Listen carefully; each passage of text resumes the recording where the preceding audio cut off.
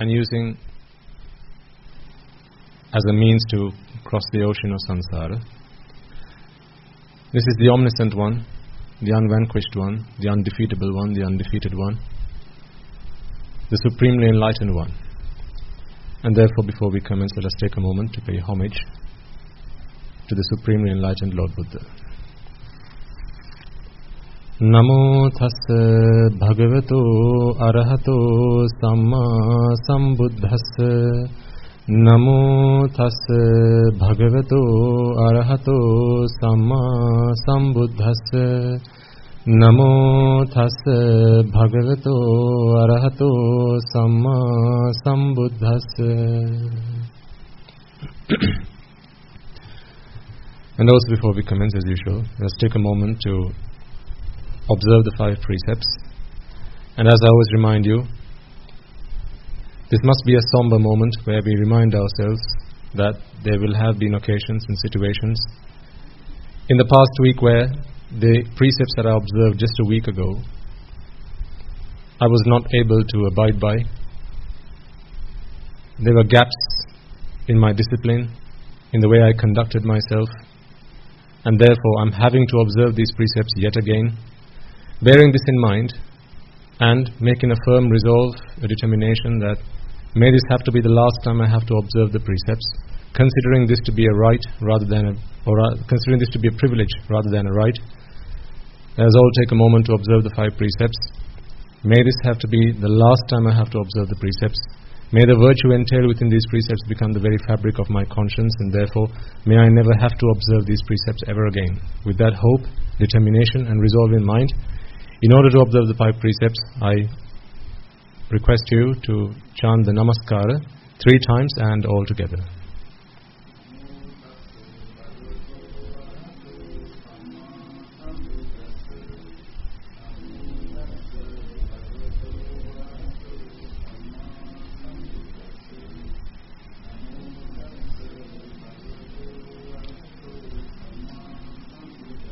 Buddhaṃ saraṇaṃ gacchāmi, Dhammaṃ saraṇaṃ gacchāmi, Saṅghaṃ saraṇaṃ gacchāmi, Dutiyampi buddhaṃ saraṇaṃ gacchāmi, Dutiyampi dhammaṃ saraṇaṃ gacchāmi, Dutiyampi saṅghaṃ saraṇaṃ gacchāmi, Tatiyampi buddhaṃ saraṇaṃ gacchāmi,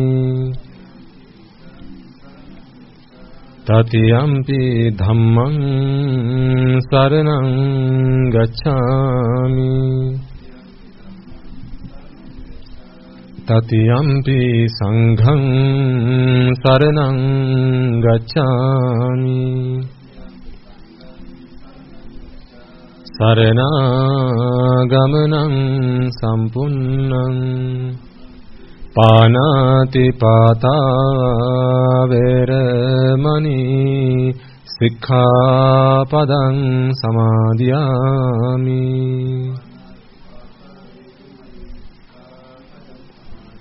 Adinādāna veramani, Sikkhapadaṃ samadhiyāmi.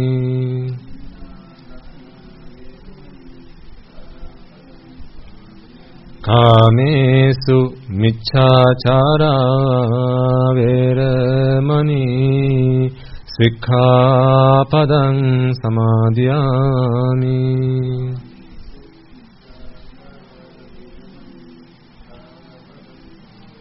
Musāvādā veramani, Sikkhapadaṃ samadhiyāmi.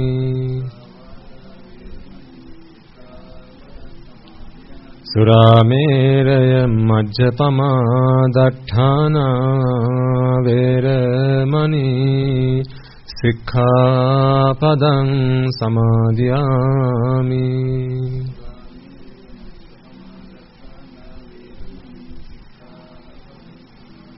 Tisaranena saddhing panchasilang dhammang sadhukang surakkitang katva appamadena sampadeta. Okay, you may now all be seated.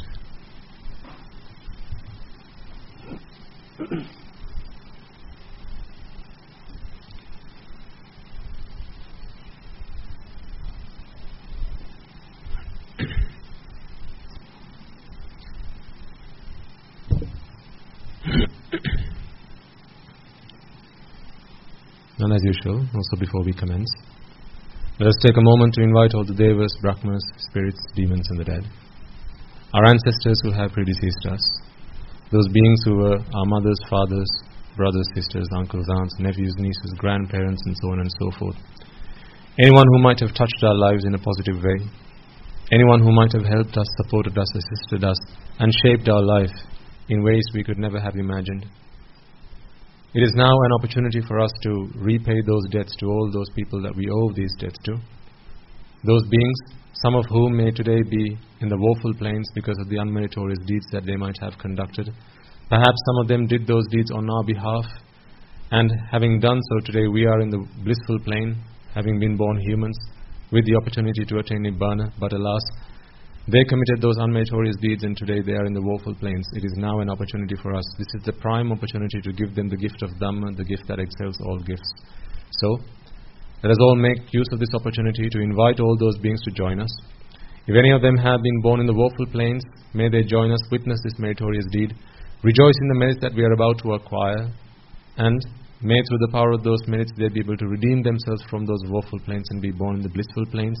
And for all beings who are born in the blissful plains, may they be able to understand this preaching, may they be able to comprehend the Dhamma and attain the supreme bliss of Nibbana. So with that firm hope, resolve in mind, as I now invite all those beings to join us, I request you to extend that invitation in your hearts and in your minds.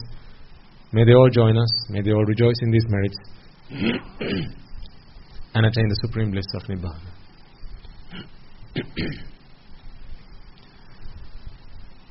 Samanta Chakravalesu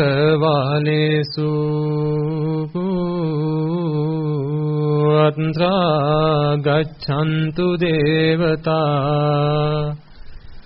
Saddhammang Munirajasnsa Sunantu Sagga Mokkadang Dhammasavana kalo ayang bhadanta Dhammasavana kalo ayang bhadanta Dhammasavana kalo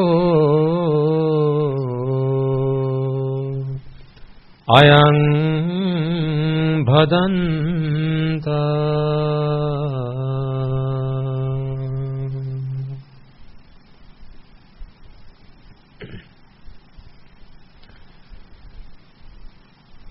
And also before we commence, let us all take a moment to reflect on the reality and acknowledge the fact that although today our lives have changed beyond imagination because of the Dhamma, you will know for yourselves that you are not the same person you used to be a few months ago, a few years ago.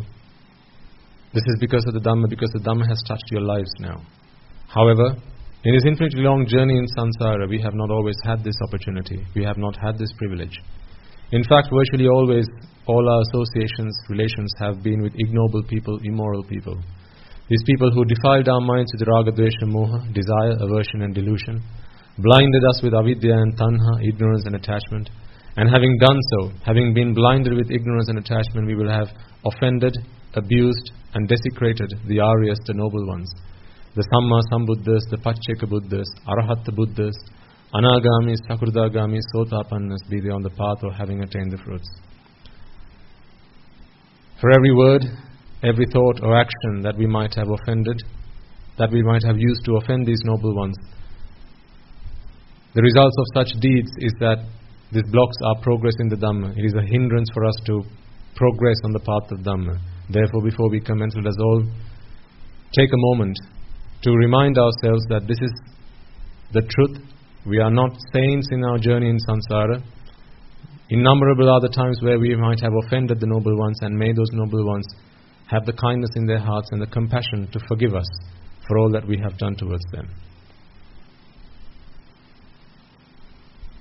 And finally, let us all make a firm resolve that through the course of this sermon, may you all forever be able to close the 4 gates to the 4 hells once and for all. May through the course of this sermon, if there are any gaps in your understanding that you require to fulfill so that you may be able to attain the first noble attainment of Sotapanna, may you be able to do so. And if for any of you who have already attained the state of Sotapanna, may through the course of this sermon you be able to fulfill the subsequent stages and attain the supreme bliss of Nibbana. So with that firm resolve and determination in mind, I invite you all to prepare yourselves to listen to this sermon.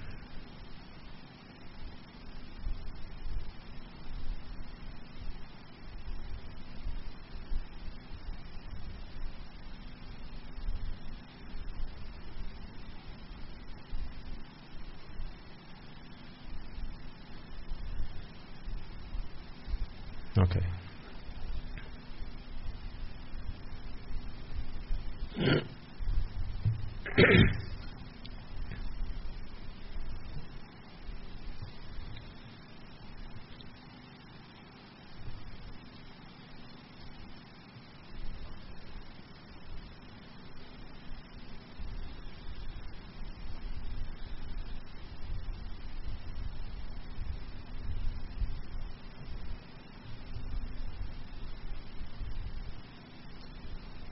What is your most precious commodity?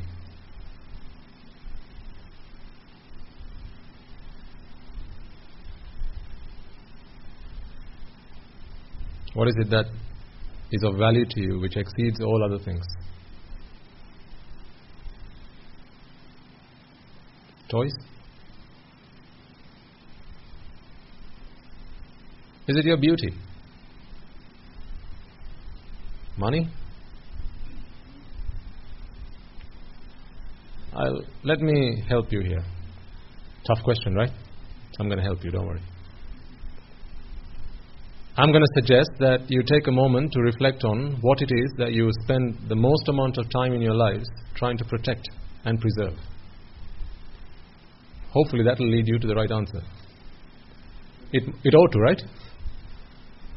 The thing that you spend the most amount of time trying to protect and preserve must be the most precious thing in your life. So what is the thing that you spend most amount of time in your life you try to protect and preserve? Life? Body? What else? What is it for you, Buddha?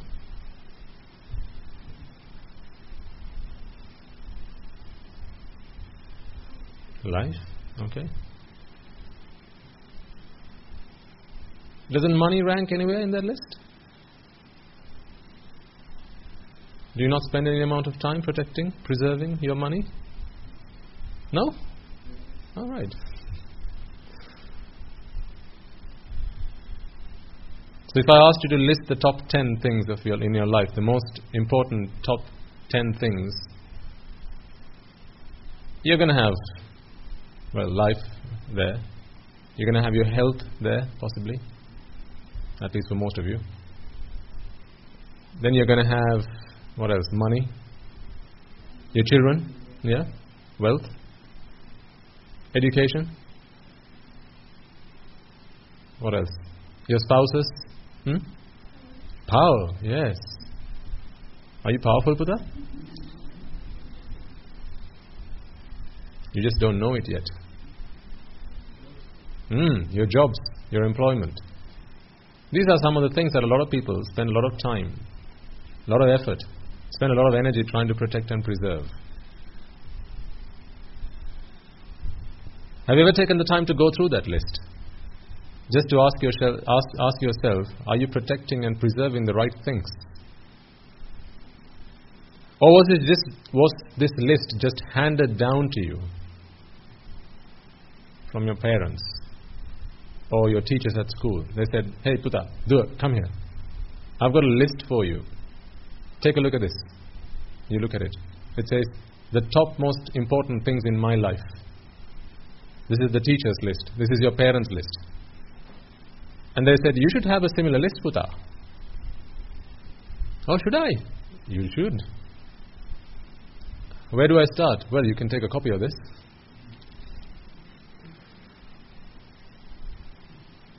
That's a good place to start. "Where did you get this from, Mummy?" "Oh, funny you ask. I remember one fine day, my mother called me and she gave me a copy of it, of what was top in her life. So here's a list for you. Just take a copy, start using it.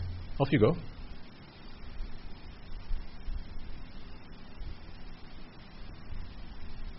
We have become a bunch of do as I sayers.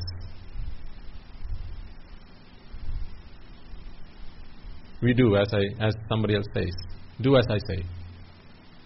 We have all, more or less, we do a lot of things because someone else says, do it like this. Right?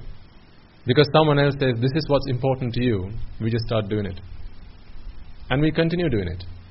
Oftentimes we don't take a moment to stop, look back, check, am I doing the right thing? Someone says, go down that route, go down that path, and you just start walking. Without taking a moment to check what's at the end of this road. Am I walking down the right road? What about others who have walked down this road many times before? What happened to them?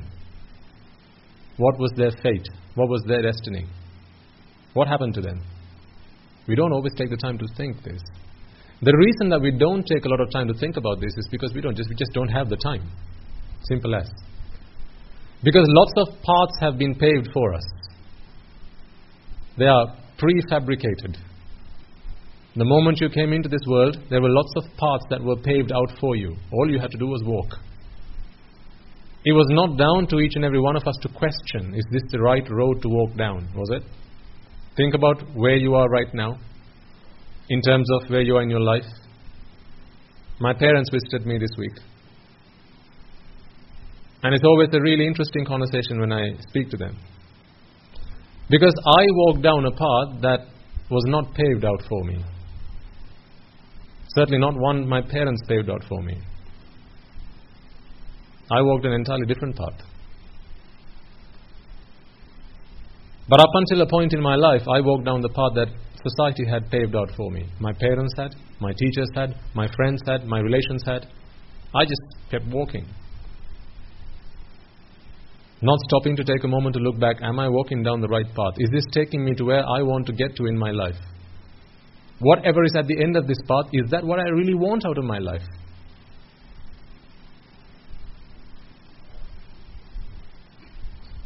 The thing is, that's okay. If you're okay with whatever outcome there is that you get at the end of life. If you're okay with whatever outcome there is at the end of life, then that's okay. But if you're particular about the outcome that you get at the end of this life, if you're fussed, if you can be fussed about what happens at the end of this lifetime, then you have to think twice. Remember, we have to bear the consequences of our actions, not somebody else's. It doesn't matter if we do the things that somebody else asks us to do, or instructs us to do, provides us advice to do. It's the person who does that has to suffer the consequences or bear the rewards. Not the person who said to do it. Not the person who asked or instructed to do it. It's we who do the things that we do that have to bear the consequences or reap the rewards of what we have done. Isn't that right? So, did you take a moment to ask yourself, am I going down the right path? When your parents said, walk down this path, when your teachers said so, when your spouses, when your relations said so, did you take a moment to check, am I walking down the right path, or am I just walking down it because I trust in somebody else to show me the right path? Attadipa viharata.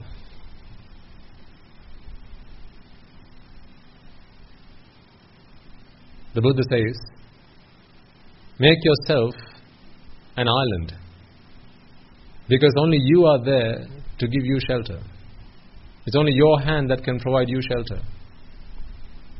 Nobody else. And the reason for that is, what determines our fate is the actions that we take, not the actions of somebody else, not what somebody else tells us to do or what somebody else tells us not to do. If we do it, then we have to bear the consequences. If we don't do it, yet again, we have to bear the consequences. So it's really, really, really important we take the time to question ourselves, am I doing the right things? Am I going down the right path? So I was having this conversation earlier on today with my parents, and I went through the principle, fundamental of Buddhist teaching. So I had a whiteboard here, sat down like I did with you some weeks ago, and drawing out all those points that I wanted to emphasize. And so this was the first time my parents had the opportunity to actually go through this process of, what vexation is, what pleasure is, and how pleasure is the relief from vexation. So apparently they'd been listening to sermons, but they'd not really understood any of it at all. So today was the first opportunity for them to actually go through that in detail. And I was questioning them, have you understood it? And I was cross-questioning them just to make sure that they had. So at the end of this lesson or session, I'm trying to convince them that pleasure is nothing other than the relief from vexation. But my mother is not convinced. She's a tough one. My mother could never easily be convinced.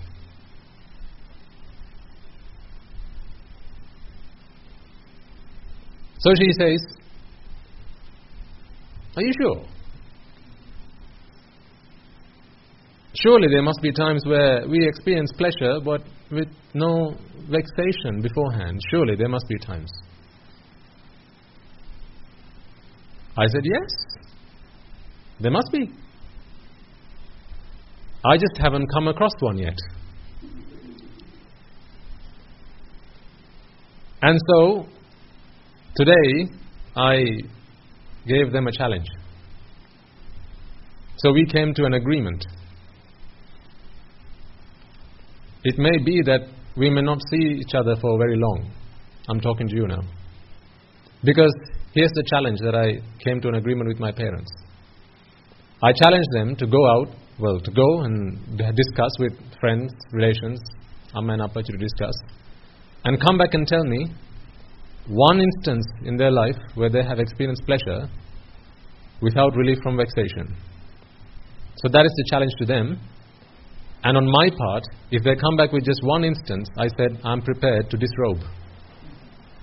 And I'll come back to lay life. You should have seen the smile on my mother's face.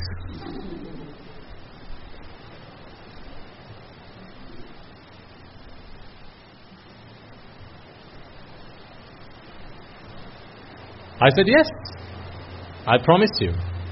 Give me just one instance where you have experienced pleasure without there being any vexation beforehand, and where that pleasure was not the result of relief from that vexation, and I shall disrobe. Because you have just proved that the Buddha's Dhamma is untrue. You have just found a flaw in the Buddha's teaching. Hurrah! Eureka! And if you do so, then what is the point in my being here? What is the point in me being in a robe if the Buddha's teaching is flawed? Right? If the Buddha's teaching is flawed and I have committed my life to practicing his teaching, I'm not prepared to do that. So I have sent them away with a challenge. So if you ever meet them, come across them, please help them. They're desperately trying to find an instance where they have experienced pleasure without there being vexation beforehand. So if you come across them, then please help them. Be so kind to them. I'm sure there must have been instances in your life as well where you have experienced pleasure without there being vexation beforehand. So show them, share that experience with them. And I await my mother's return. So she went away pretty excited. There was a hop in her step that she didn't have on her way here.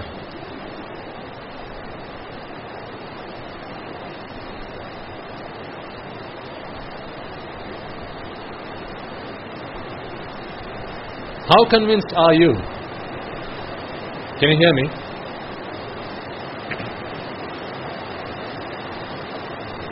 How convinced are you? Can your conviction be shaken? Is what you have a belief, or is what you have faith? Or is what you have conviction? There's blind faith, and then there's conviction. Faith doesn't take you very far. Sometimes the things that we do with faith really lead us down a rabbit hole. Like, for example, is it not through faith that we got into relationships with friends? You trusted them, right? You trusted them to do the right thing for you. The right thing for you. But they didn't always do the right thing for you. Half the time they did what was right for them, which wasn't the right outcome for you. And therefore, that relationship that you got into through faith really didn't get you very far. Those relationships came to an end very soon.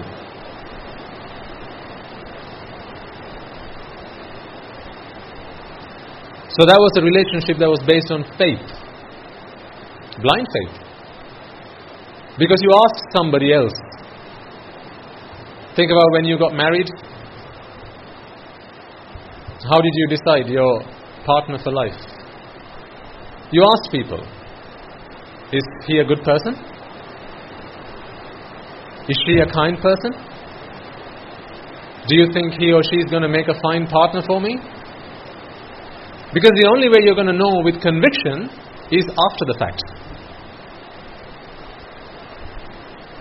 But then it's too late. You have already taken that step. This is why some relationships don't work out. In fact, most relationships don't work out. Most of the time, people make their minds up. People make their mind up to be okay with something. Again, I asked my mother, what are you hoping to get out of this session? So usually when I speak to somebody, I ask them, what are you hoping to get out of this session? Because otherwise, I'm just sat down, talking like a puppet, giving them something that they don't really want. So I said, what are you trying to find out by being here today? So they said, I want to find a way to help make my mind up when things don't work out in my favor. So I get angry. I feel sad. And then my mind breaks. I want to make my mind up. To make something up, something has to break beforehand, right? If you are making something up, then it's broken to begin with. You can't fix something that hasn't been broken. So she wanted to find better ways than the ways that she has become accustomed to make her mind up when things don't go right.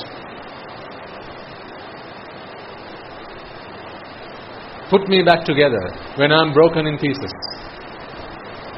I said, this is not what I would like to share with you.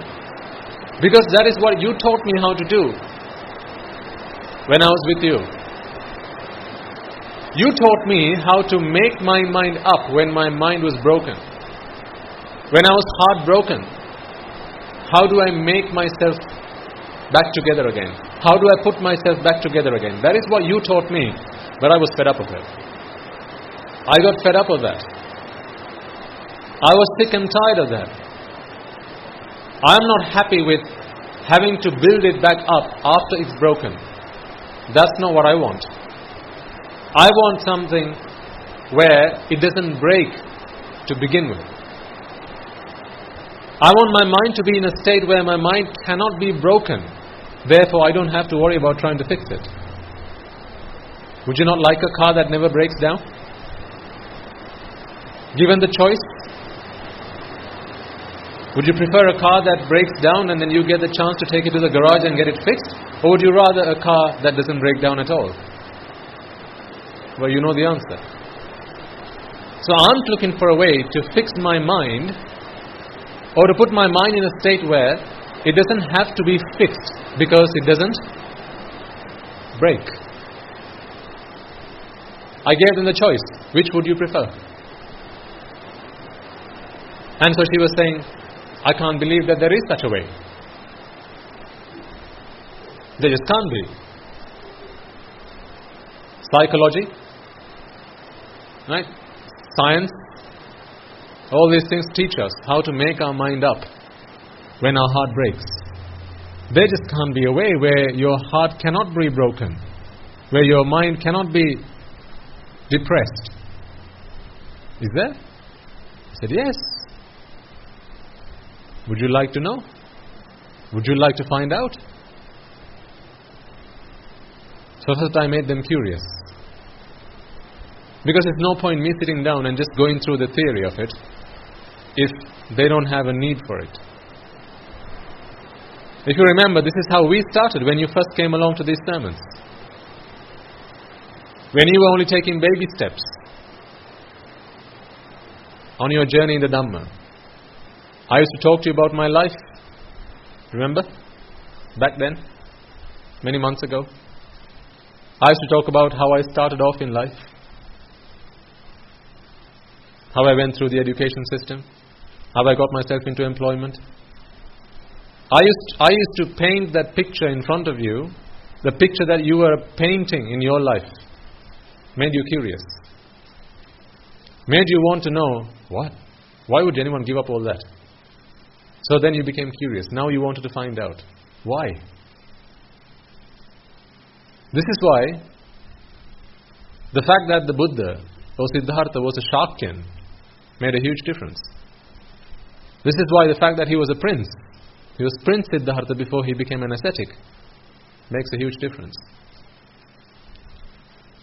If he had been a Kshatriya or a Vaishya, he would not have been so successful. Because people would not have been prepared to accept what he was about to say. But now he's a man of all means. He has everything that anyone could ever want. And now when he speaks, people are prepared to listen. It's a pity that we have to do that. Because this is the nature of our mind, always comparing ourselves to others. We always want to put a step forward. We are never prepared to take a step back. We are never prepared to think of comparing ourselves to those who we consider to be beneath us. We don't like to do that. When you think about your lives, do you not always think about how successful you are?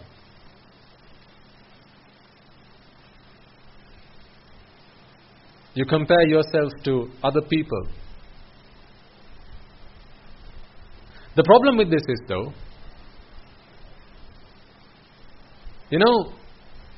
if you shape your life according to what other people brand you, it's quite risky. Because then they can send you down a rabbit hole. I'll give you a few examples. People who live on your street. If someone who is new to the area might come along and ask, they're looking for you, they're looking for your house, so they could come and meet you. People who live on your street know you in a certain way. For example, they might know you as the guy who has the BMW 7 Series. So someone says, do you know Mr. So-and-so? Who are you talking about? You know that guy, gentleman who has two sons? Are you talking about the guy with the BMW? Yeah, that one. Oh, yes. 3 houses onto your light. Now you are known as the guy who has the BMW. I'm about to show you the danger with that. It's okay that that's how they know you. But the risk is, you come to accept that that is how you are known among your friends, among society, and among other people. Now when you are the one who owns the BMW and that's how you are known in society, this is where you're going to spend a lot of time. you're going to spend a lot of time emphasizing this fact. You're going to spend a lot of time promoting this fact. Making sure that you are the only one on your street who is known as the BMW guy. This is quite dangerous. Because you want to be known. You just want to be known somehow. People know you as the guy who owns the BMW. What if you are the lady who lives on the street, who has long, beautiful, pitch black hair? Now you're going to spend a lot of time on your hair. Because this is how you are known to society now. This is your brand. Think about the brands that you know. BMW, Mercedes, Audi, right? Coca-Cola. These brands are known for something, right? Adidas, it's known for something. Rolex. These brands, they have made a name for themselves by creating this feeling of what they are about in our minds. So when someone says BMW, how do you feel? Even the word has feeling. You feel reliability. You feel long-lasting. You feel sporty. You feel expensive. You feel classy, don't you? Do you feel poor when I say BMW? When I say Rolex, how do you feel? Poor? No, you feel rich. Because this is how these brands have been created over time. So when I say Rolex, now you have a feeling behind that word.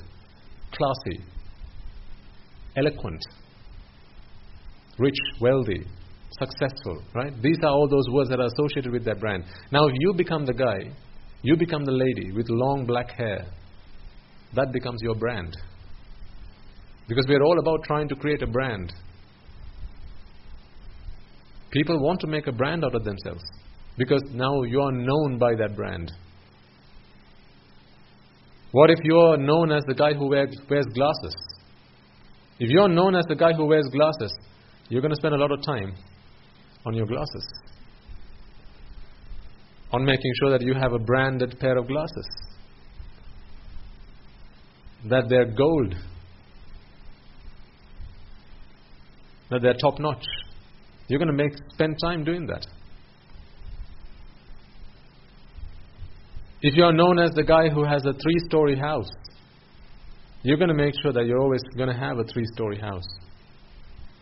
Or the big house, the biggest house on the street. If you're known as the guy who has the biggest house on the street, now you're going to invest time and money and energy on making sure that you are the person that has the biggest house on that street. Not just now, but also in the future. Because this is now your brand. You become a victim of this. What if you are known as the monk or the fair monk who preaches in English? Is that not a brand? It's a brand. Because if there's only one of them, then that person is going to maintain their brand if you fall trap. Because then you have to do abhisankara to make sure that you continue to be that person that society comes to know you about. How society comes to know you. How society addresses you. Then we become the victim of our own brands. Then the purpose of our life changes from what it ought to be to protecting and preserving the brand that has been created for us. Again, we have been put into a cage. Right? You've been put into a cage. If you are known as the lady who has dark, pitch black hair, when are you going to be able to cut it? You want to change your hairstyle. You want to go for a bob cut. When are you going to be able to do that? No, because then your brand is destroyed. Because this is how people know you. This is how people accept you. So now you're in a box. You have been caged. So to continue to be known to society, to continue to be known to people, you have to make sure that you continue to have long pitch black hair. You have become the victim of your own brand. You have to be very careful. Because people will push you down these boxes, these cages. They'll push you into these cages. And the reason for that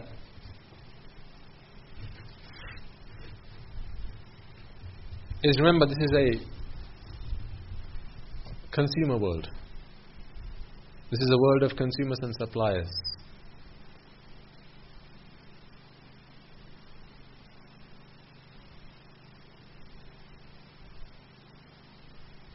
So people are going to find a way to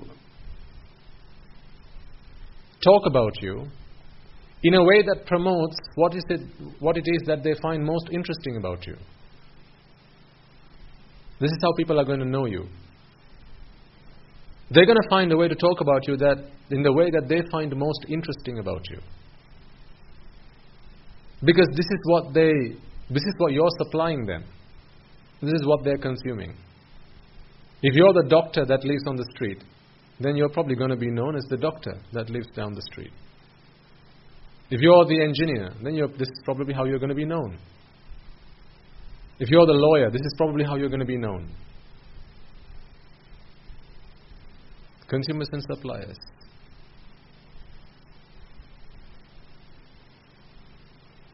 Because ultimately, all society wants is whatever they can get from you.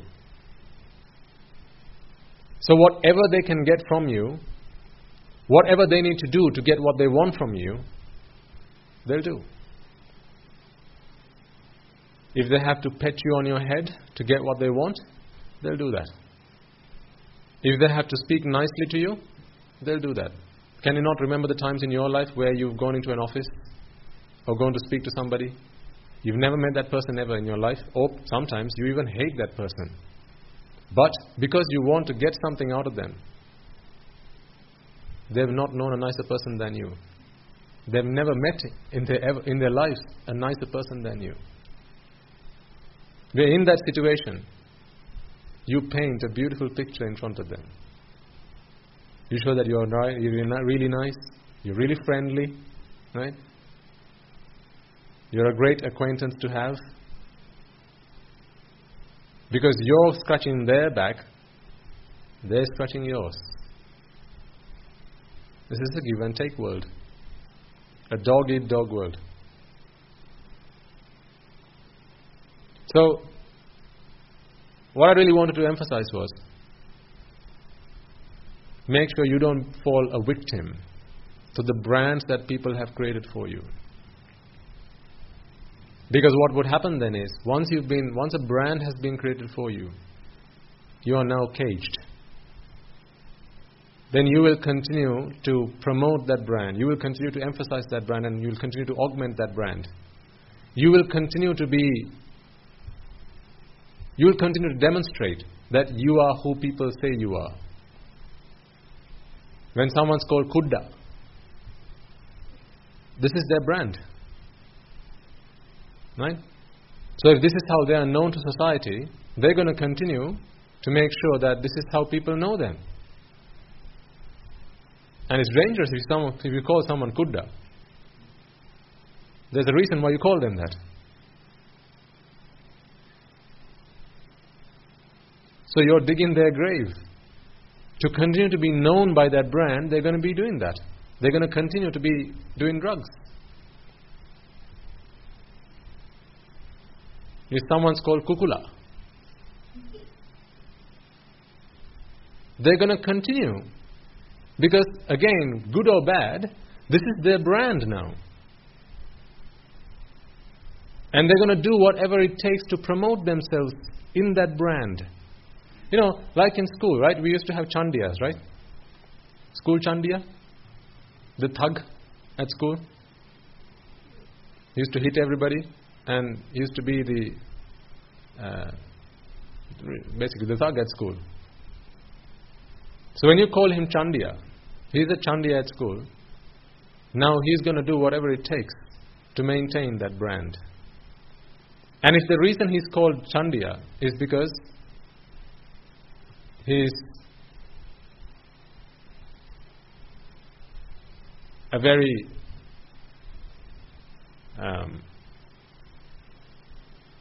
harmful character, because he hits people as he sees them and walk by, is because he goes and he's aggravating. Now he's going to continue doing that.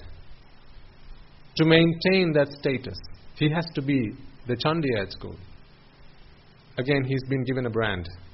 Now he's caged. Now he has to continue to be the person that society accepts him as. Very dangerous. So, what I would suggest is, for you, in terms of your practical life and how this relates to you, make sure that you think twice about how people know you. And are you ready to accept that? Because people can call you whatever, that's okay. I'm not saying go and ask them, hey, stop calling me that name, I don't like it. I don't like you calling me Suddha. Stop calling me that. That's not what I'm saying. Let them call you whatever they like. But you ask yourself, have you fallen victim to that? Are you trying to emphasize that you are what they say you are, just to preserve your brand? And that can be pretty dangerous. Because then the purpose of your life takes another route, takes another path, not the purpose that it ought to be. Sometimes, as people who are in the path of Dhamma, you can be known as the person who knows a lot of Dhamma. Oh, he's their Upasakya. He knows a lot of Dhamma. Again, you've been caged. Because now, to continue to be the person who knows a lot of Dhamma, you're going to have to study a lot of Dhamma. Again, purpose of your life has shifted from attaining Nibbana to the person who has to learn, memorize, and start preaching the Dhamma. People will cage you quite easily. They'll be so eager to cage you. Because people don't like uncertainty. Right? Nobody likes uncertainty. People like certainty. They know they like it when they know you. People don't like it when they don't know you. Do they? Imagine you've just moved into a new neighborhood. Or someone new moves into your neighborhood. Do you not feel uneasy until you get to know who they are, what they are, what's their background? What do they do? Are they professionals? Or are they drunkards? Right? You're going to be uneasy until you get to know them. You're going to be so keen to find out about them, so you can now label them. You can box them, you can cage them, you can give them a brand. Well, the rest of society is much the same. So people will be so eager to cage you, brand you, so that they can identify you as somebody. And then when they give you this label of somebody, what might happen is you fall victim to that, and then you continue to emphasize, you continue to augment yourself, and you continue to promote those attributes about you that continue to demonstrate that you are who they say you are. That is pretty dangerous. So watch out. Don't fall victim to society's whims and fancies. And the reason that you have all come so far, doing the things that you have been doing all your life, is because you fell into each of those boxes. You fell into those cages. Someone said, Puta, you look like a really intelligent guy. When you were a young age, right? Someone said, I can see something in you. I think one day you're going to be a doctor. Someone said that to you in your face. What did they just do to you? Branded you. They branded you as a future doctor. Now that starts working in your mind. Oh, they called me a future doctor. So all this time, that was not what you wanted to do. But someone just said, I think you're going to make a really good doctor. So now, the purpose of your life becomes, how do I become a doctor? Because this is how people know me. The reason for all this is because of ego. Remember, ego is one of the last things to disappear. On your path in the Dhamma, ego is one of the last things to go away. So ego is at the root of all these defilements. It is at the root of this. So ego is what is feeding all your actions, your thoughts, your speech. This is ego feeding all of these things. So when ego is all about, branding is about ego. Who you are is your ego. So when someone says, you look like you're going to be a good doctor one day, now you've been branded. Your ego has just been fed.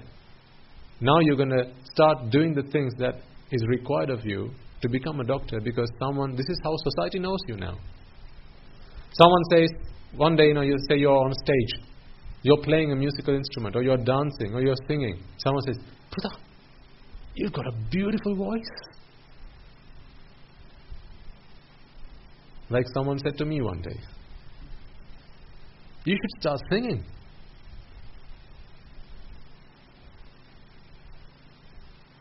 And then immediately you're thinking, that's not a bad idea.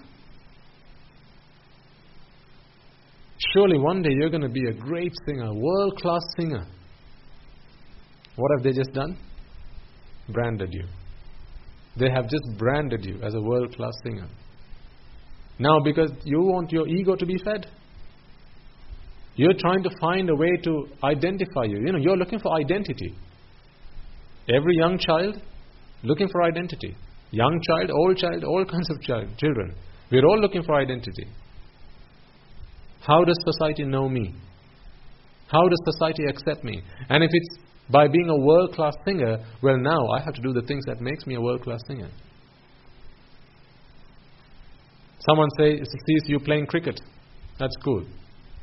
Hey, Buddha, that was a beautiful shot you played there. I think one day you're going to be a world-class batsman.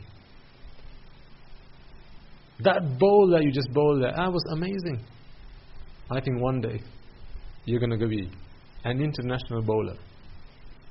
You have just been branded.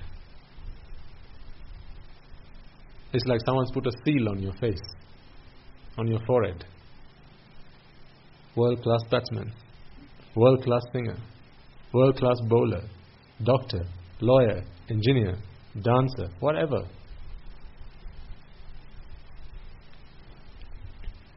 Because from that point forward, you imagine that this is who you are.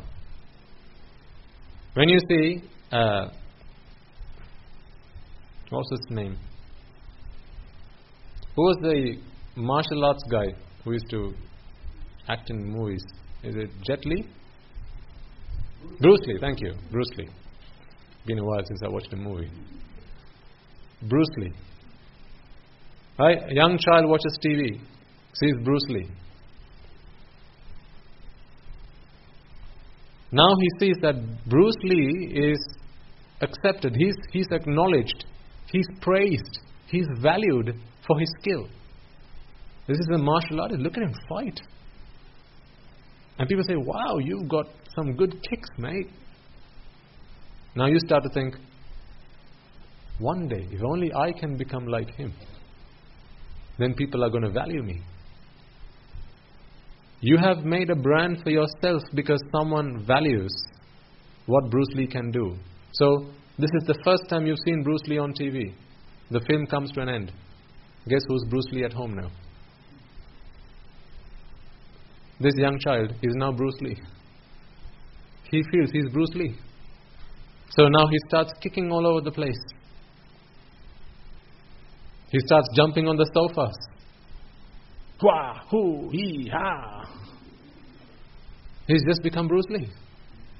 Why? Because a brand is now working in his head, in his mind. There's a brand that's now going on. Because this is how he wants him to be known. It doesn't matter what that brand is, for as long as people are prepared to accept that as a brand, for as long as people are prepared to give value to that brand, that's all we want. Something to value us by. So you have to be very careful. Because these are paths that society are going to push you down. And without knowing, you're going to fall into those pits. Whether it's even in the path of Dhamma, right? I have to be very careful. Mustn't I be? I must be. What if I become known as the monk who preaches in English? If that becomes a brand, and I'm prepared to accept that brand, now I'm going to have to maintain that brand. Then I'm going to forget all about why I became a monk in the first place. I didn't become a monk to go preaching all over the world. We've had some invites recently from Canada, Australia, Singapore, and so on and so forth. Please, can you come and deliver sermons? If I forget why I ordained, that's going to be another rabbit hole. It's going to be Alice all over again. If I forget why I became a monk in the first place, if I am prepared to accept the brand that people have created for me, then I will fall victim to that brand, and I will forget the purpose of my life. So this happened, I was thinking about this over the past week because we had some invitations from international invitations. Can you please come and start preaching? And then I was thinking to myself, I have to be very careful here, because I'm still struggling with ego. I'm not an arahant. It would be a lie for me to say that there is no ego within me. There is ego. But it's like diabetes, I'm learning to live with it. There's no cure for diabetes, at least not one I know of. Correct me if I'm wrong. You have to learn to live with it. But this ego, it can be cured. But until it is cured, we have to learn to live with it. So you have to be very careful about the times where ego can get the better of you. Because remember, people don't care what ego is going to do to you. People don't care what it's going to do to you. All people will care is what's in it for me. In other words, what's in it for them.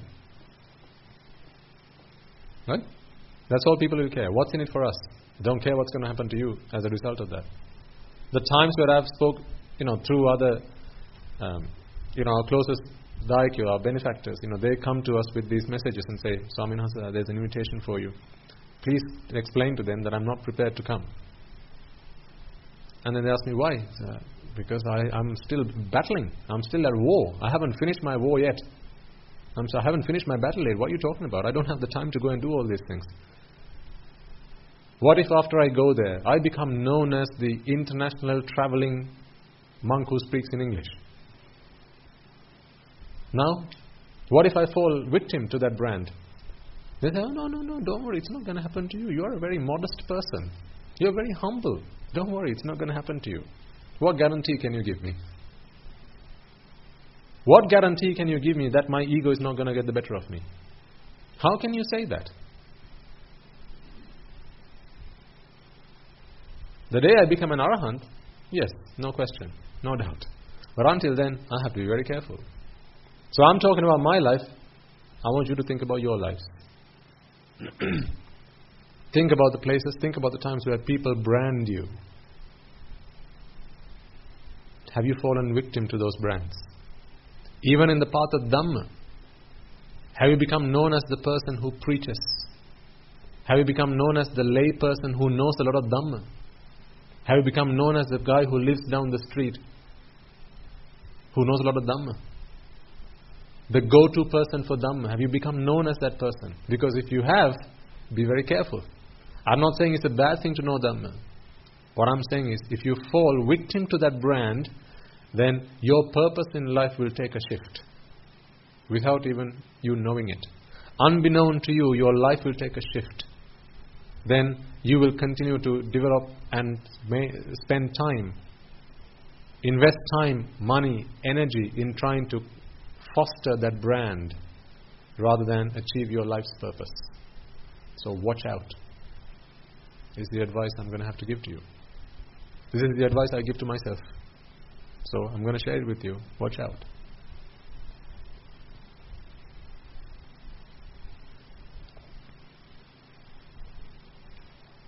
I think it was last week or the week before, I spoke about parents.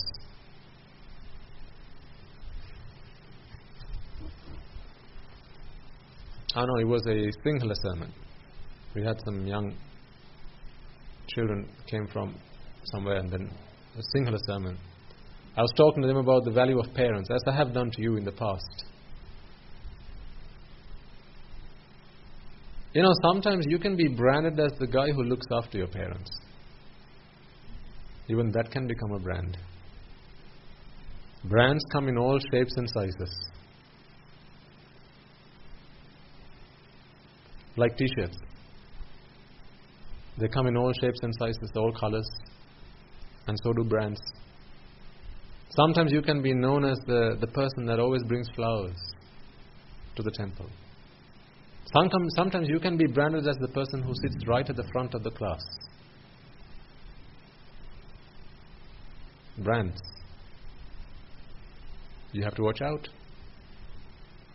These are things that feed your ego. Are you treating your parents well because you like to be known in society as the person who looks after your parents? Is that why you look after your parents? Some people do. Because it's an ad. It's a show. I look after my parents because people see me looking after my parents and they're going to praise me for that. Some people are like that. Some people are very, as they walk down the road, if they see bits of paper, some trash thrown all over the place, they'll pick it up, provided someone's looking. If someone's watching, oh yes, they'll be the first to pick it up. No one's watching. What's the point? Some people are like that. Some people will go to the temple and they'll go and worship the Buddha, provided there are people that can see them doing that. Some people will go and give a penny or a rupee to a beggar on the street, provided there are people that can see them doing that. They're trying to create a brand for themselves as the generous guy, the kind person, the nice person. Brands. All brands. Even in school. Sometimes children will go and worship their teachers because everyone else in the class is looking. Or sometimes because the teacher is looking. Because they want to be known as the good child, the good student, the good pupil in school. So they worship their teacher. Not because they are grateful to the teacher, but because they want to be known to the teacher as the good student.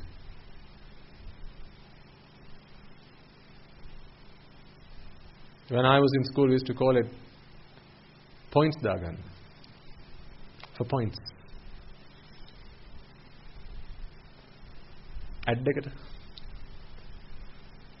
To score points from your teachers. Go and worship the teacher at the end of the lesson.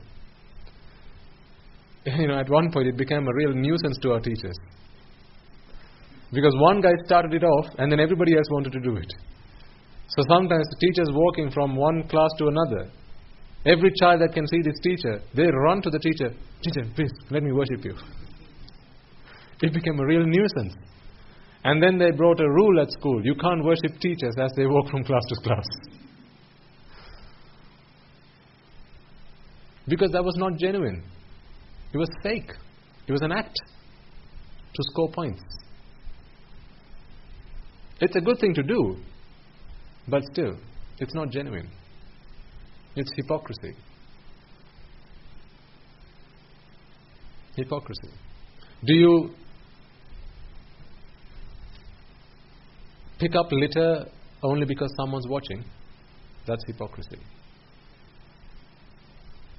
When you get home and you see the sink and there's dishes that have been left unwashed. Okay? Let's say you're the last person to eat at home. You look at the dishes and you're the last person to eat. So after you've eaten, you're going to have to wash. You're going to have to wash up. Now you decide, no, I'm not that hungry. Simply because you don't want to do the washing up. You're such a hypocrite. If you do this, if you feel this way, then you're such a hypocrite. because you just don't like to wash up.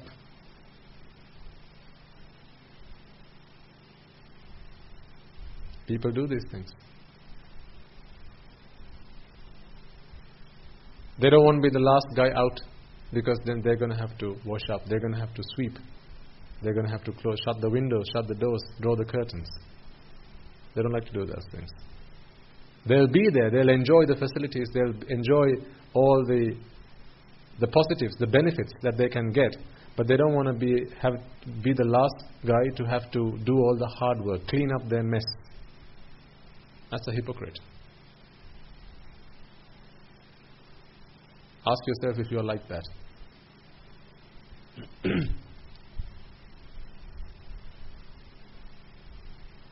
Because as a hypocrite, you're not going to get very far on the path to Nibbana. A single word for hypocrite would be kuhaka.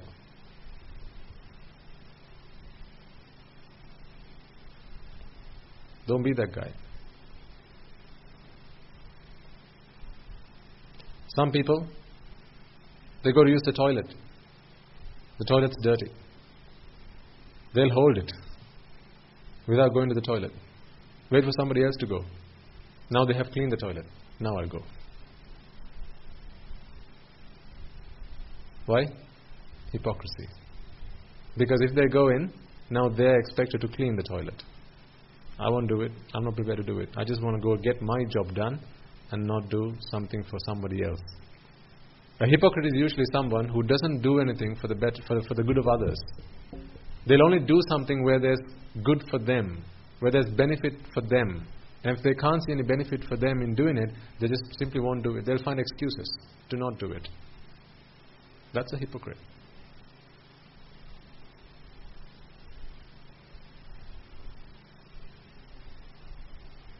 Think about examples in your life where you are either you yourself or you have seen other people do such things.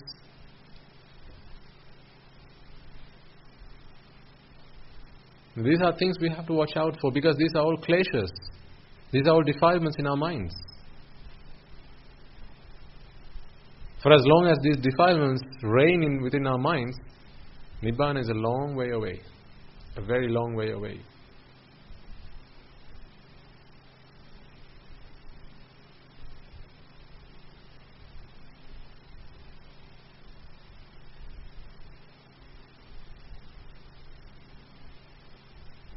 Can you think of examples in your life? Can you think of examples of other people you've seen doing things like that? They leave the dirty work for somebody else. They leave the mess for somebody else to clean up. Children, you have to be very careful. Sometimes you expect your mothers to clean up after you, to do the dirty work. That's a hypocrite. It's not good. It's not just not good, it's pretty bad. It's very bad. Nibbana is a long, long, long way away.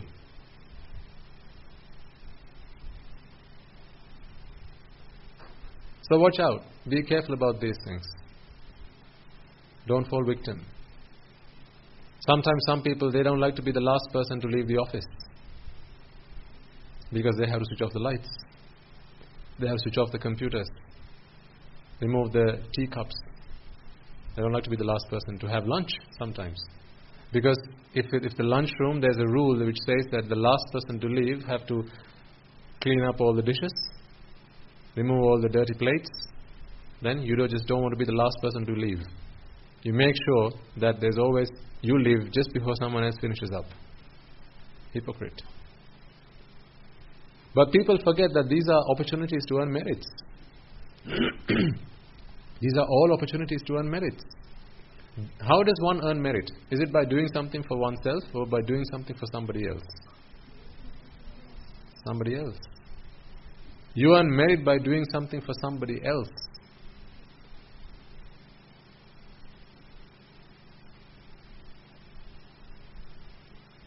Sometimes, let's say, a dog's come and littered in front of your house.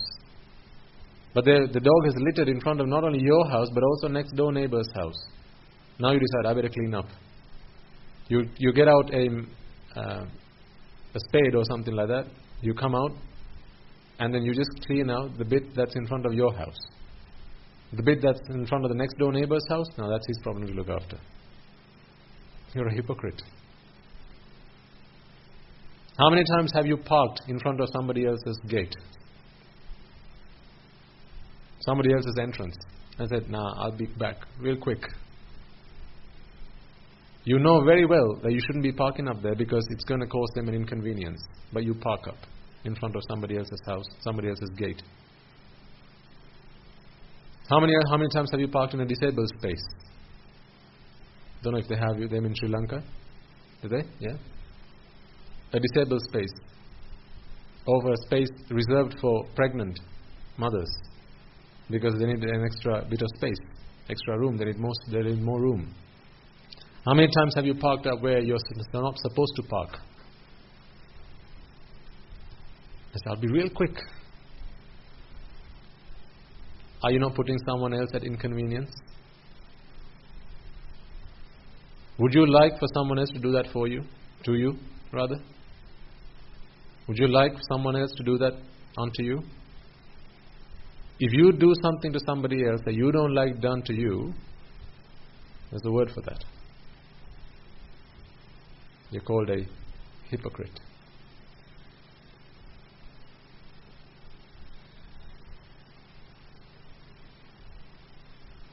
Some people, I remember, back then when we used to use public toilets, going out in the public, right? Sometimes even in the workplace. Some people don't care how they leave public toilets after they have used them. Sometimes towels that they have used are just left all over the place. Some in the sink, some on the floor, some around the toilet. Sometimes people use the toilet. I don't know why I even have to say this in sermons, but this is what I find people doing. You go to a toilet, sometimes people have used it, they haven't even brushed it, they haven't even flushed it. And they leave it like that. Why? Because they don't like to press the flush button. Because that's going to get dirt on their finger. So what has to happen? Somebody else has to come and go through that process. Hypocrisy. Extreme hypocrisy. First class hypocrisy. Ask yourself, do you do these things? Nibbana is a very, very long way away. Do you open the tap and then not close it because it's going to get your hand dirty? Some people do that.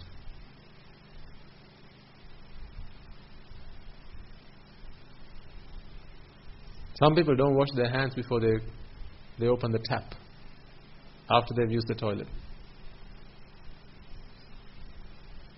Hypocrisy. You don't like it done to you, but you don't care about doing it to somebody else.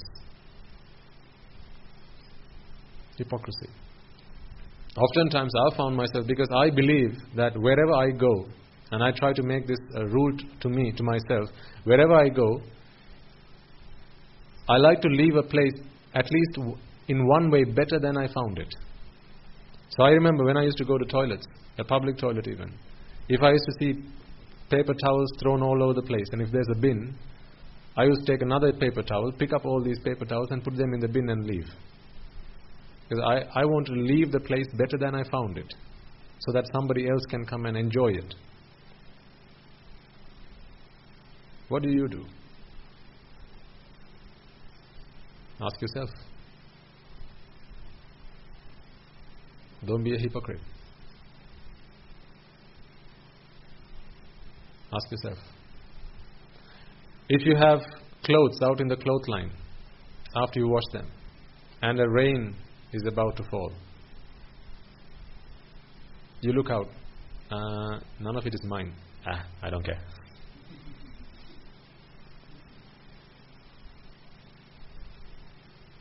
Are you like that? If you are, there's a word for that. Yes.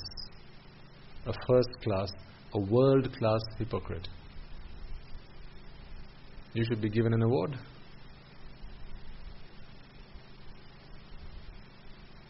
Or you don't have to go and pick them up simply because it's not yours. Well, what if it was your clothes on the clothesline and you weren't at home? Would you not expect someone at home to do that on your behalf? Well, if someone else can do it for you, why can't you do it for somebody else? This is why I say, always, the simplest way to find out if you should do something or not is ask yourself, would you like someone else to do this to you? Attanang upamang katva. Put yourself in their shoes, the Buddha says. Ask yourself, would you like someone else to do this to you? If the answer is yes, go ahead, because you are now doing it with good intention. If the answer is no, then don't, because that's bad. It's wrong. It might be the right thing to do, but if you don't like it done to you, then don't do it, because your intentions are bad. Your intentions are evil. Even if it's the right thing to do, your intentions are evil. So you shouldn't do it, because you don't like it done to you. So I'm giving you examples. If you see some water spilt, maybe in the kitchen, do you just turn a blind eye until Amma comes home? You can see by the sink there's water. There's a water spillage. Or you just turn a blind eye. You quickly run to your room, pretending that you haven't seen it. Oh, here's a better one. Sometimes you find food having gone off in the fridge. You pretend that you haven't seen it. Sometimes food items have gone moldy. Right? Maybe some old vegetables, maybe some fruit that's gone bad. It's in the fridge. You open the fridge to get yourself a bottle of water, but you've just seen that something's not right. What do? Do you just turn a blind eye? And then there's a word for that. Yes. A world-class one.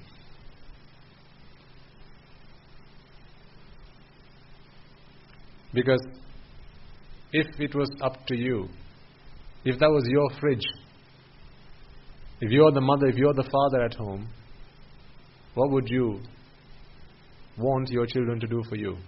If they see that there's something, it can be anybody, maybe the husband, maybe the wife, they see something's gone off in the fridge, they just turn a blind eye. Now someone else will look after that.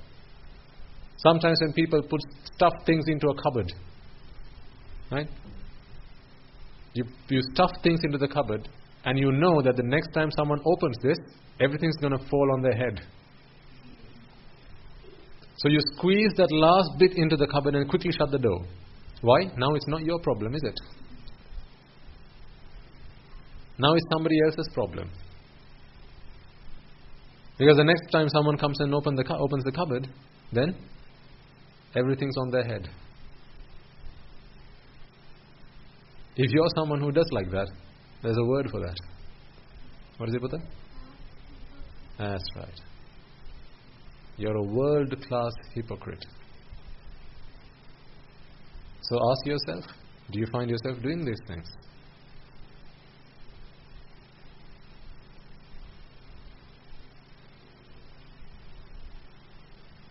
If you're one of two brothers at home,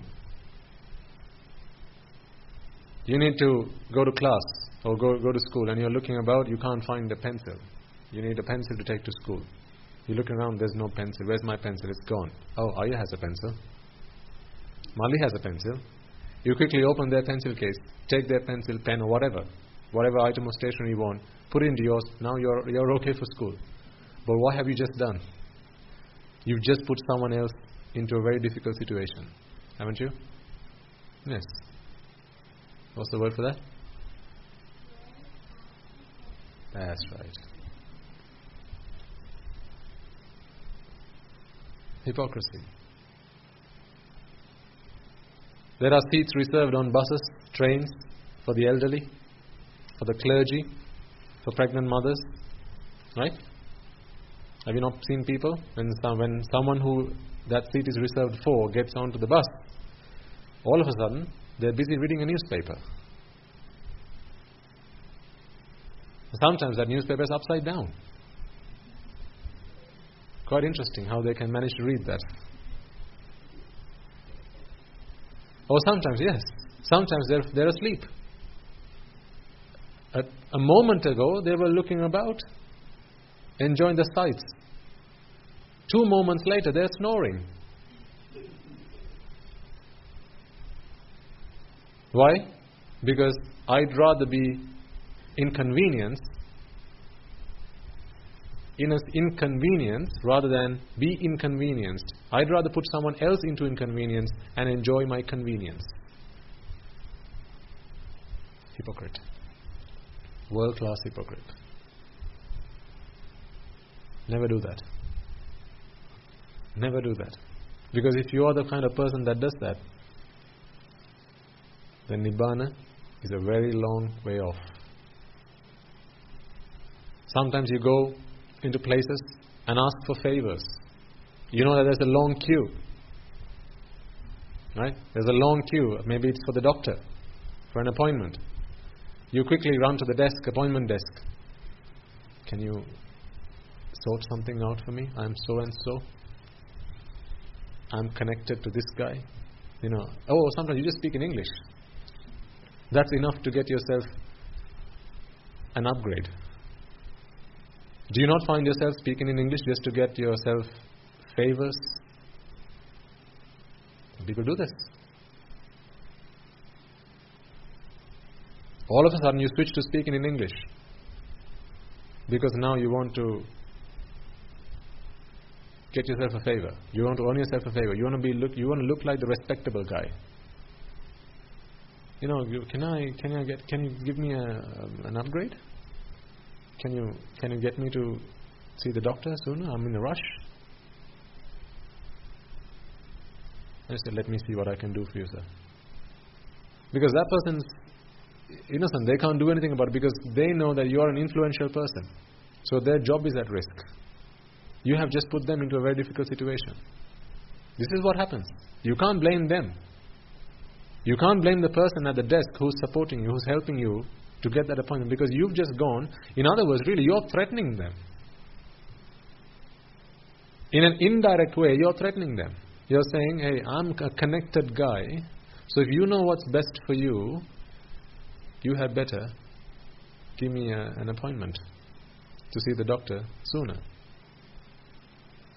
Because this is why you're talking about your connections. You're threatening them. Now this guy feels helpless. If I don't address your need, chances are I'm going to get a telling off. So I'm going to do it. Now those people who might have come to the clinic, maybe they've been there since 6 o'clock in the morning. You just arrived. You get to go sooner and everyone else has to wait. Who are you to say that your illness is more serious, needs sooner, quicker attention than everybody else's? Who are you to make that call? Hypocrite. Ask yourself, do you find yourself in these situations? Sometimes it may be to get a child into school. People do these things. Just to get a child into school, they go and speak to the principal. Sir, my child, school, yeah, there's a long waiting list. Just put your application and we'll see what we can do. Oh, no, but don't say like that. Surely there must be something that we can come to an arrangement. Surely we can come to an arrangement, right?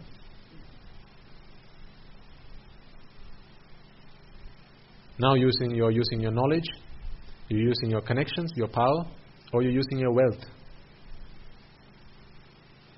for special treatment. Special treatment. This is not part of how the system works, but you're asking for favorations. You're inconveniencing somebody else for your convenience. And the word for that is hypocrite. Nibbana is a very long way off. So ask yourself, do you find yourself in these situations? Do you find yourself doing these things? If so, you had better reconsider. Because what you are saying is, as long as I get to be happy, I don't care about what other people have to go through. For as long as I'm inconvenienced, or I'm in a state of convenience, I don't care what other inconveniences other people have to go through.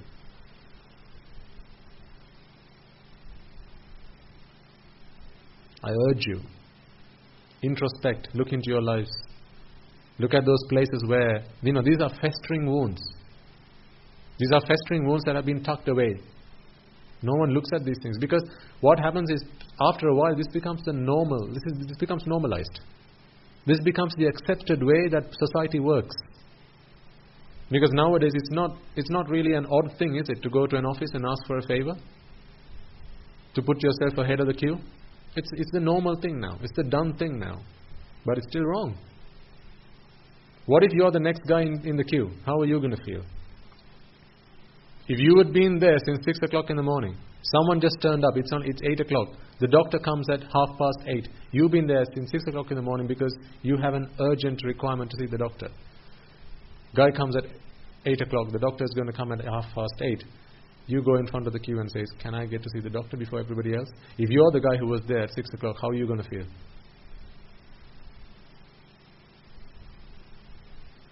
How are you going to feel? Attanang upamankatva.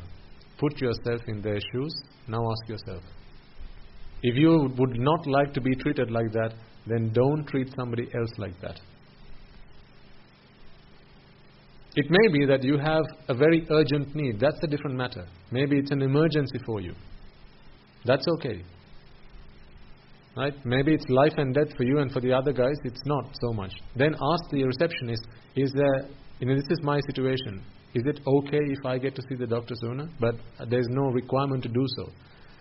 And if the receptionist is in a position where they can check that and say, yeah, actually, you know what, I think you need to see the doctor sooner than everybody else, then okay, that's fine. Or sometimes it's out of respect. Like, for example, clergy. They get put in front of the queue. It's not something we've asked for. It's just the way that society works. I never walk up to the reception and ask, can you put me in front of everybody else? It's just the way that society works, and that is because of respect for the Mahasangha. It's not a privilege I enjoy because of who I am. It's because of who the Buddha was. This is why there are seats reserved for the clergy on the bus. But apparently nowadays, even those seats, clergy don't get to use. So I've heard. Sometimes even those seats are occupied nowadays. And people just pretend that nothing's going on. Hypocrites. This world is full of them. The question is, are you one of them? If so, then change. You can change. Dogs can't change what they are, who they are. Cows can't change what they are, who they are. But you're a human being. You can change who you are. You can change what you are. You can change. So change then. Isn't change all about what Nibbana is? Isn't that what Nibbana is? Change? How do you get to Nibbana if you don't change? If you can't change? Put your hand up if you have attained Nibbana. So it's something we are yet to do, right? What has to happen? Change. There are qualities about you, there are attributes about you that have to change.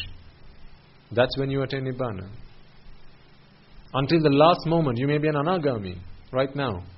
But there's one attribute about you that has to change before you become an arahant. So change. You have to be able to change. Change for the better. Change for good. Make sure you're okay. You're willing to change. Make sure you're prepared to change. Start with the small things in life. If you don't make your bed in the morning, make sure you start doing it. Don't expect your mother or your father to make your bed. Start polishing your own shoes. You're pretty capable of doing that. You don't have to get your parents to do that. Start washing your own dishes.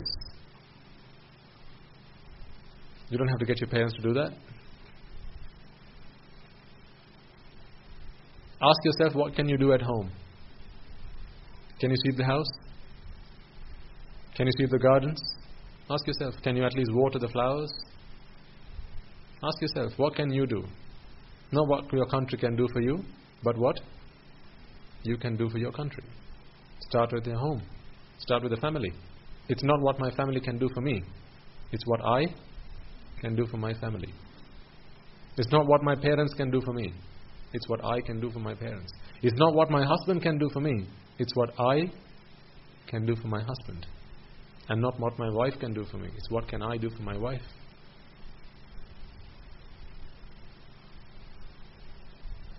If what you get is what you give, Well, what you get is not what you get given. What you get is what you give. So if you want to get something, you have to give something. The more you give, the more you get, the more you receive. You have to give to get, to receive. So give as much as you can. Some of you may be time rich and money poor, like you, or you. Time rich, but money poor. As you grow older, you'll be money rich and time poor, until you retire. Then again, time rich and money poor. Some people are both time poor and money poor, both. So if you are money rich and time poor, now you can give money. You can give the wealth that you have. Whatever you have, give. Whatever you are prepared to give, give. Whatever you can give, give. But what if you are time rich and money poor? Now you don't have anything to give? Yes. Yeah, you can give your time. You can help a lady cross the street. You can go and spend some time in an orphanage, in an old people's home. Spend some time there. Give. Giving your time. Giving money, give your time. I think every child has to, under of course their parents' guidance, spend at least a day in an old people's home to understand what growing old is all about. Because before long they're going to find their parents in that situation. They have to prepare themselves. They have to be able to accept life's reality. This is what life is going to bring them. Because a lot of young people these days, they only live for the moment. They don't know what's coming. They're not even prepared to think about what's coming. Therefore, they don't see the urgency of wanting to change, the need to change. I think all young people have to spend at least a day in an old people's home. I think all young people have to spend at least a day in an orphanage to understand the value of parents, to understand the value of the parents that they have and what it is to not have your parents. I think all young people, all young children have to go through that experience. I think all young children have to spend at least a day at a hospital, maybe a cancer hospital. Go and spend a day there. See what it's like. That is what Prince Siddhartha went through when he saw a sick man, when he saw an old man, when he saw a dead man, right? And of course, I think all children have to spend a day at a monastery. Of course, that goes without saying. So they can see what an ascetic is like. Someone who tries to overcome, put a stop to all those problems in life. I think all young children have to spend at least a day in all these 4 places. So parents,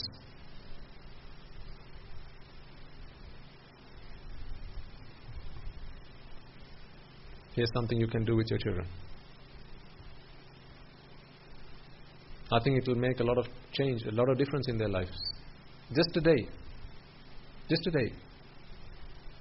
If they like the experience, they'll say, Ami, can I go another day? So don't have to force them to go a week. Just send them for a day. Just spend the day. It's going to be, maybe it might be tough, but spend the day there. And then once they get back home, ask them, Puta, how was the day there? Dua, how was your day? What did you learn? What did you find out? Did you get to speak to the patients at the hospital? What did they say? Were there only old people there, or were there young people there as well? What did the young people say? Did they not say that they had a lot of plans and goals and ambitions in their lives? But what has now happened to their goals, plans and ambitions? Have they not become helpless? Are they not just waiting for their death to come and knock on the door? Puta, what if this happens to you one day? Are you prepared? You take a lot of time to go and take them to go and spend time with their friends, or maybe pleasure land, or what? Leisure world, what do you call them? Leisure world, right? Leisure world. Well, why don't you take them, just spend one day at the hospital, one day at an orphanage, One day at an old people's home. One day at the monastery. New Year's coming. So I've given you a New Year's resolution. If you have children, particularly parents, here's a New Year's resolution. Make sure that within the next year, before the next Sinhala New Year, your child has spent one day at an orphanage, one day at an old people's home, one day at the hospital, and one day at the monastery. Doesn't have to be this monastery. Wherever you like them to be.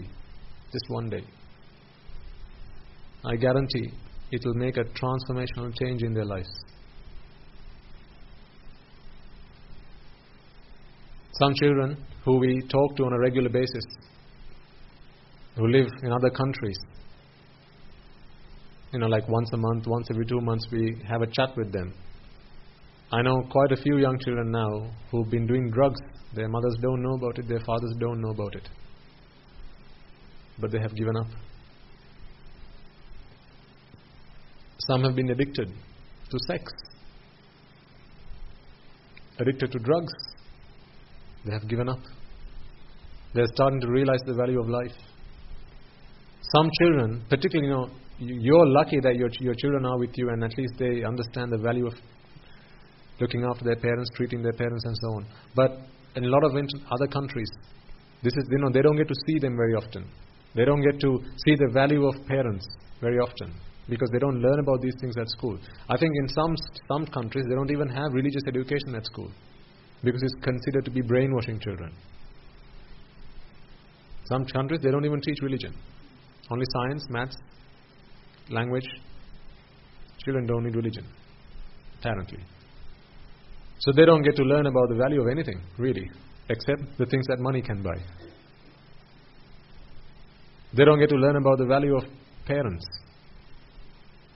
value of another person, good values, being kind, being generous.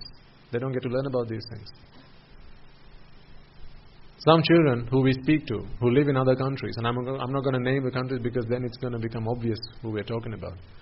Some children, they have never swept the house ever in their life. 16 years, never once. Listen to the Dhamma. Now they don't let their mothers sweep the house. They do it. Never washed their dishes, never made their bed, ever in their lives. But now they have started doing it. It's not magic, simply the Dhamma. The Dhamma has touched their lives. So, New Year's coming along. It's about time you started making those New Year resolutions. What are you going to do for your children?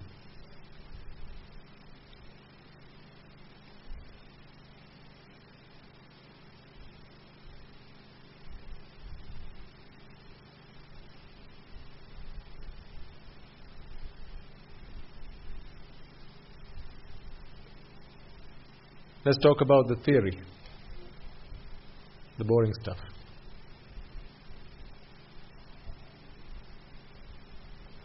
So you've been listening to these sermons for a while now, right? We've been talking about vexation, we're talking about pleasure, we're talking about how pleasure is the relief from vexation. Do you have any questions? Or is it all making sense?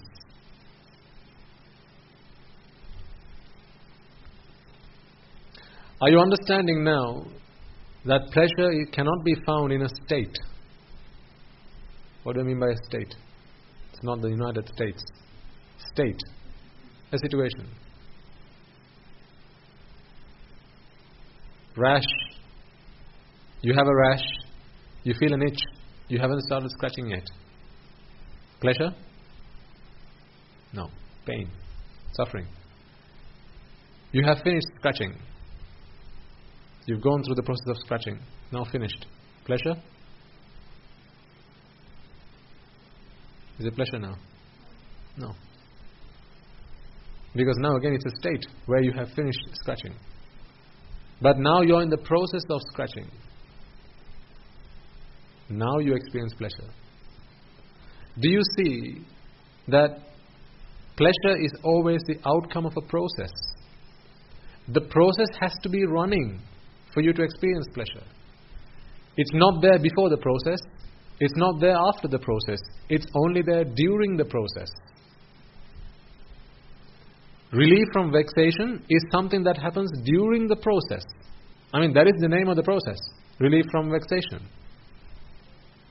What you experience then is pleasure. But it has to happen during the process, not before and not after. Hunger again, for example.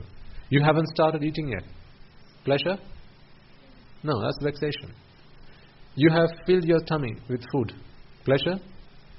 Okay, let's say it's not full. Half. You have filled your tummy with half food. Still, there's more. If you were to eat, you could eat more. Right? But you have eaten half. Is it pleasure now? No. But during the process of eating, while food is going into your tummy, now your hunger is being relieved. You see, that's a process. With every mouthful that goes inside your stomach, you are being relieved. With every mouthful, you are being relieved of hunger. So this pleasure is the outcome of a process. This process has to be running live. It has to be running.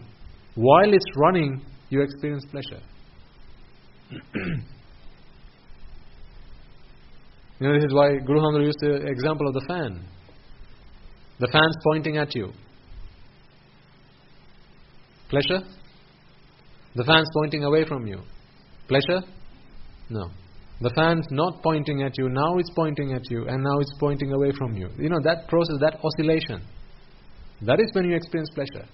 Where there was pain, and there's a process now that's being run, that's relieving you from that pain. Relief from pain, really, or relief from suffering, relief from vexation is a process. Relief from vexation is a process. Like Pelimin Nidhasim, right? This is what Ashvada is. Pelimin Nidhasim, relief from vexation is a process. It's not a state. It's a process. And only while this process is being run can you experience pleasure. So, if I were to ask you the question, we've been talking about the mind, or rather the consciousness, chittas, right? They arise and pass away. I've been talking about that for some time now. What is it that arises?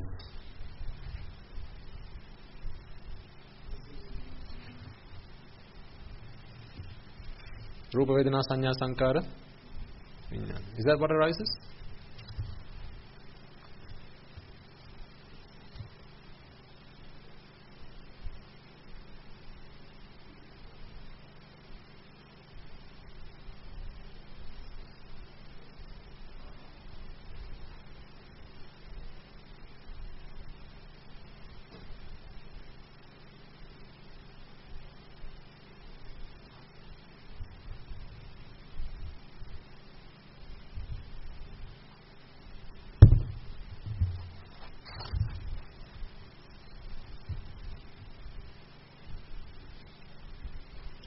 Rupa Vedana Sanya Sankara Vijnana arises. Yes. But what are we trying to give rise to? Who's interested in Rupa Vedana Sanya Sankara Vijnana? Are you interested in Rupa Vedana Sanya Sankara Vijnana? Yeah, I've got some Rupa. Would you like some? What are you interested in? Pleasure. Remember the why and the what we talked about? What you are attached to is Rupa Vedana Sanya Sankara Vijnana, yes. But there's a reason why you are attached to that, and that's the why. That's because you find them pleasurable. Take away the pleasurable, you're no longer interested in Rupa Vedana Sanya Sankara Vijnana. Why did you want to go out with that girl? Because she was pretty. Take away pretty, you no longer want to go out with her. Why did you want to eat that piece of cake? Delicious. Take away delicious? Not interested anymore. I'm not talking about hunger. You need food to sate your hunger. That's not what I'm talking about. I'm talking about pleasing your tongue, or pleasing your mind through your tongue. Why your tongue? Right? There always has to be a why for you to be attached to the what. There's why and what. You're attached to the what, but because of the why. If you take away a reason to attach, you're no longer going to be attached. This is why, remember, we talked about the beautiful flower? Beautiful flower. Yes? Oh, my child. Who are you attached to? Child. Why? My. What are you attached to? Beautiful flower. Is it beautiful or flower you're attached to? Flower. Why? Beautiful. Take away beautiful. How many flowers do you have at home that are not beautiful? None. If you don't find them beautiful, they would never have made their way into your home, right? They would not have had the opportunity to come into your home if they weren't beautiful. So this is why when we talk about ignorance, we try to address the composition of the why, not the what. Because it doesn't matter what you're attached to. That's not the problem. You could be attached to whatever you want. That's not the problem. Attach yourself to whatever you want. The why is where we need to address. Take away the why. Take away a need. Right? So in sales, for example. Okay, if any of you are in sales. How do you sell something to somebody? What do you show them? The benefits. Right? It's no good talking to people about features. So when I used to be in sales, the first lesson I got in sales was, don't talk to your customers about features. Talk to them about the benefits. Features is one, benefits is another. The car can go fast. That's a feature. The car is going to get you to work on time. That's a benefit. Now I'm giving you lessons in sales. Terrible the things you learn when you come here. I think we should start charging you for these sermons. You attach yourself to the benefit. Or rather, you attach yourself to the feature, but because of the benefit. So when you say beautiful flower, you attach yourself to the flower, but because it's beautiful. Take away the benefit, you would never have bought the car. When you get into a car, when you start looking for a car, or when you start house hunting, right? What are the things you start thinking about? Okay, you say you want two bathrooms and 3 beds. 3 bed, 2 bath. You're looking for a 3 bed, 2 bath. Okay? Why? Just because? No, not just because. Someone might invest in that house because it's going to have value in future. It's going to go up in value, and therefore you're going to get a better return. You can sell that house in the future and get more money for it. Investment. Okay? Now you're thinking about, it's going to bring me more money in the future, therefore I'm going to be able to buy more things and be happy, and more money, more wealth, more happiness. This is your benefit. You're buying the house, but because this is going to be a good investment. Or you have 2 children and they always fight. Aya and Mali can't sleep in the same bedroom. Or Aya and Nangi can't sleep in the same bedroom. So you have to therefore give them 2 bedrooms, their own bedroom. Now the benefit, if I were a house salesman, if I were a realtor, I would come and ask you, I would find out about your life first. I'll ask you, madam, tell me a little bit about yourself. So I have a son, I have a daughter. Oh really? How old are they? One's 13, the other's 12. Oh really? Young children? Yes. How do you find them? Are they good at home? No, they always fight at home. Oh, right. Mischievous?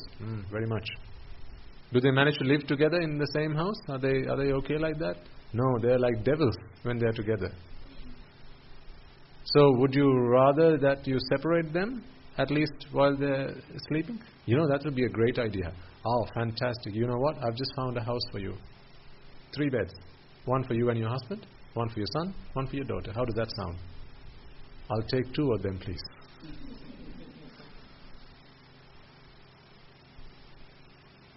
You have just sold them the house on the benefit.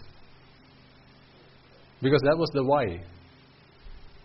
You come up to me and say it's got 3 beds, 2 bathrooms. So what? You can't sell something to somebody on features. You have to sell them on benefits. Sales top tips. Please make a donation before you leave, okay?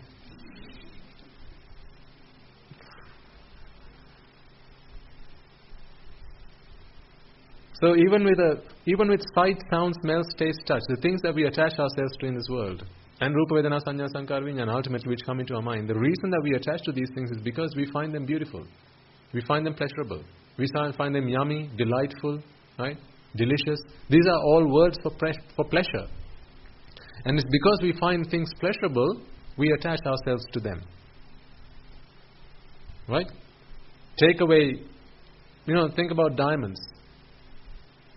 Would anyone have attached themselves to diamonds if no one would have told them that diamonds are valuable? Otherwise, it just looks like glass. How did you realize that diamonds are valuable? Did you discover that yourself? No. Someone told you diamonds are valuable. What about gold? Someone told you they're valuable. So they gave you a reason. They gave you a why. Now you're attached. Show a young child a piece of diamond, some gold. A young child. No, I don't want that. I want the toffee. I want the chocolate. I want the car. Show a child the will to, or rather the deed to a land, a piece of land, or you ask them, would you like this or would you like a chocolate? Child's going to say, I'm going to take the chocolate. Right, but one's more valuable than the other. Which one? Well, it depends on who you ask. Right? Depends on who you ask.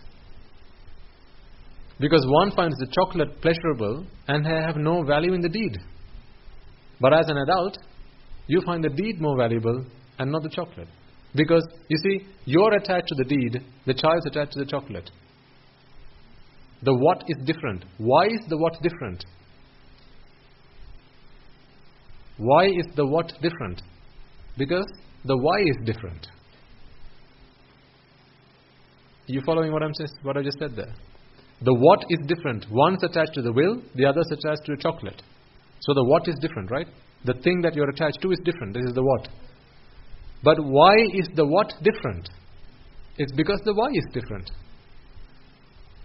One finds pleasure in the chocolate, the other finds pleasure in the deed. So take away the why. Why do you no longer play with your dolls? Women? Ladies in the house? Why do you no longer play with your dolls? Why, sir, do you not play with your toy cars anymore? Did you not used to have them?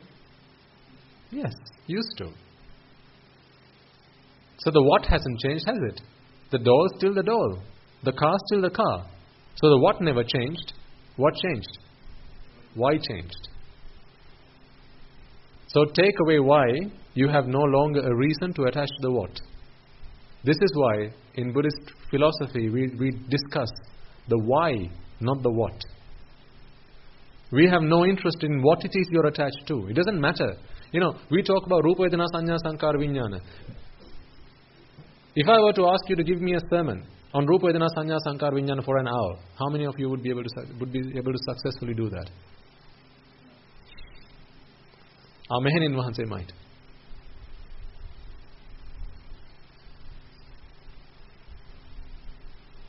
So it really doesn't matter what the what is. What matters is what the why is. Because that is what we try to tackle. This is what we need to spend time talking about. Because take away the why, you're not going to be attached to anything. There's a reason why you're attached. Think about marriage. Two people will live together for as long as there are reasons for them to live together. Marriage is the what? That marriage will last for as long as there are whys. Why must I live with this person?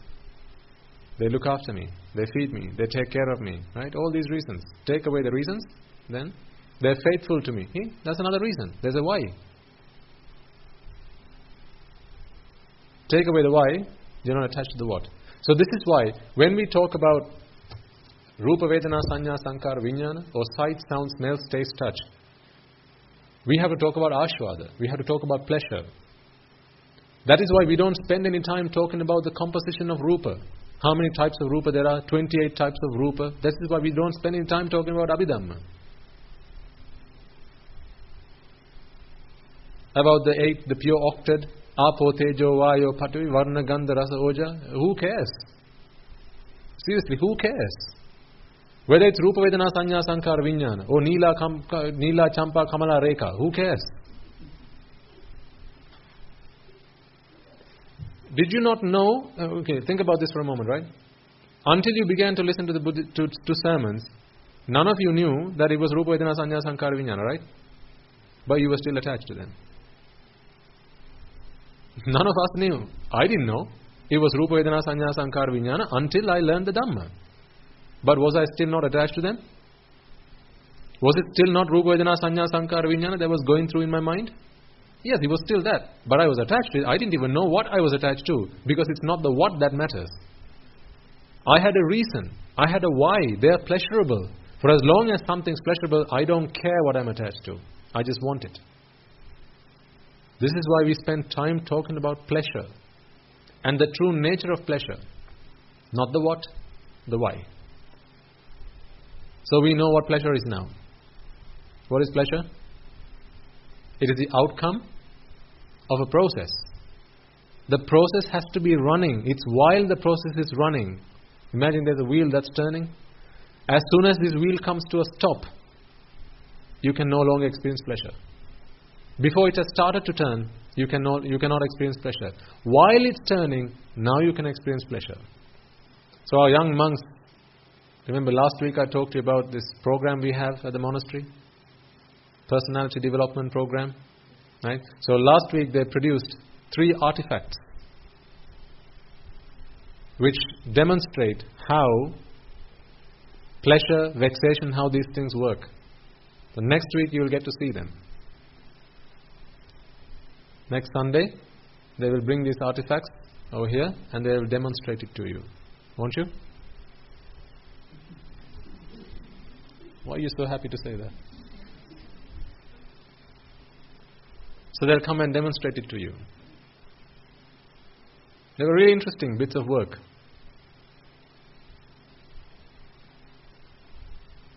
So make sure you make time to come along next week. So they wanted to brush up the thing, make sure it was ready to show to the public, and they'll bring it along next week, and then they will demonstrate it to you. How pleasure is experienced during this process. It's not there in a state. It has to happen during the process. And it's also only there for as long as attachment is there in the picture. As soon as you switch off attachment, now you can no longer experience pleasure and no longer experience vexation. So is it a bad thing that you can't experience pleasure?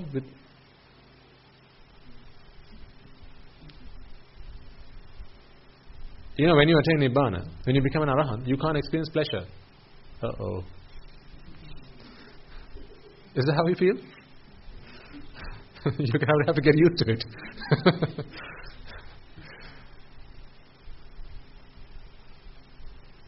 Do you feel that? I don't want to become an Arahant because you're telling me that once I become an Arahant, I'm not going to be able to experience pleasure. I'm going to have to get used to that. What is pleasure? It is the relief from vexation. Without vexation, without suffering, there's no pleasure. So if one's saying that I'm going to miss out on my pleasure, what they're really saying is I'm going to miss out on my vexation. Hunger really is a good example in that situation. If you like food going into your stomach, that's because you're hungry. With every mouthful that you take in, your hunger is relieved by that much. If every mouthful has the capacity to relieve you of 20 units of hunger, and you're starting off with 100 units of hunger, right? With every mouthful you are being relieved of 20 units of hunger. So the first mouthful goes in. Now your hunger has reduced by 20 units, and it's now 80 units of hunger. That 20 which reduced, that is what pleasure is. But it's only there while the food's going in. After it's gone in, no more. Now your default state is 80 units of hunger, that's it. That 20 units of relief from hunger, you only experienced while the food was going in. While the food was dropping into your stomach, that's when you felt it. Seriously think about it, right? Let's say you've been served some food on a plate. You start eating. You're really hungry. You've taken a mouthful. And now someone takes away your plate. Are you feeling pleasure or are you still feeling hunger? You're feeling hunger. But while that mouthful went into your stomach, during the process, that few minutes, might have been a minute or a few seconds, during that time you felt pleasure. But now you're not feeling pleasure. Now you're complaining about hunger. Why are you complaining about the hunger? You should be happy about the pleasure that you had. But you can't be, because now there is no pleasure to talk about. Because the food has already gone in. The only way you're going to experience that again is if you regurgitate. Pull it back into your mouth, push it back down into your stomach. Like cows do. Right? If you regurgitate your food, take it back into your mouth and then push it back down again. Now you can continue. 100 units of hunger, 80 units of hunger. 100 units of hunger, 80 units of hunger. That is the only way you can find pleasure. Someone takes away your food, now you can't experience pleasure again. All you are feeling now is the hunger, and that is the suffering, that is the pain of hunger, that is the vexation of hunger. So this process has to run. This is why sometimes, some questions I get from some people, and these are all reasonable and valuable questions, because it helps to really get to the point of this. We talk about ashvada, which we experience at the top of this curve, right? At the peak of this curve, this chitta arising and passing away. At the peak, that's where ashvada is experienced. Okay? Ashvada is being experienced. This is the point. Now what if we were able to freeze it at that point? Let's say Rupa Vedana Sanya Sankara Vijnana. Rupa Vedana Sanya Sankara Vijnana has now arisen. This is at the peak of the curve. Now we freeze it. This Rupa Vedana Sanya Sankara Vijnana does not pass away. Let's imagine we created a way to do this. Right? Through magic or somehow, we have managed to find a way to freeze Rupa Vedana Sanya Sankara Vijnana. That chitta does not pass away. Are you okay with that? Is that because of the way I asked the question? Why are you not okay with that? You can't just say you're not okay. Why? Why? Yes, that's right. Because now that's the state. Rupa Vedana Sanya Sankara Vijnana has now arisen. That 5 has now arisen. For you to experience pleasure, it has to pass away. It has to. And then arise again. Now you are experiencing pleasure because there was pain beforehand. No pain, no gain. There has to be pain before you can experience the gain. There has to be suffering before you experience pleasure. But when it passes away, now you are experiencing viparinama dukkha, right? So tell me, do you not like viparinama dukkha? Put your hand up if you don't like viparinama dukkha. If you really, really don't like viparinama dukkha, put your hand up. Because what happens if there's no viparinama dukkha? There's going to be no pleasure. Put your hand up if you don't like sankhara dukkha. If there's no sankhara dukkha, will there be pleasure? No. Put your hand up then if you don't like vexation. You do like it, right? I don't know why I'm wasting my time then. Week after week after week I'm talking to you about how do you remove vexation? How do you eradicate vexation? And I'm talking to a bunch of people who love vexation. I'm talking to a bunch of people who love to suffer. I'm talking, let's put a stop to suffering. I'm wasting my time. But isn't this the reality? So if you were able to freeze that chitta as it arose, that Rupa Vedana Sanya Sankara Vijnana, if you were able to freeze that, you can no longer experience pleasure. It has to pass away. It has to. If it didn't pass away, you would not be able to experience pleasure. And because it has now passed away, after it passes away, now you have to do abhisankara. You have to go through the toil, the effort, expend the energy to make it arise again. To get it to rise again, you have to go through the process of that. And that process is very vexatious. That process is full of suffering. And that's a good thing. Why? Because after you've given rise to Rupa Vedana Sanya Sankara Vijnana, now that process can come to a stop, The process of searching, remember we talked about looking for your pair of keys?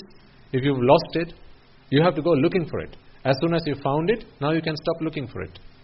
It's looking for your keys that has been the suffering part, not the key. Not even losing your key, that wasn't the suffering part.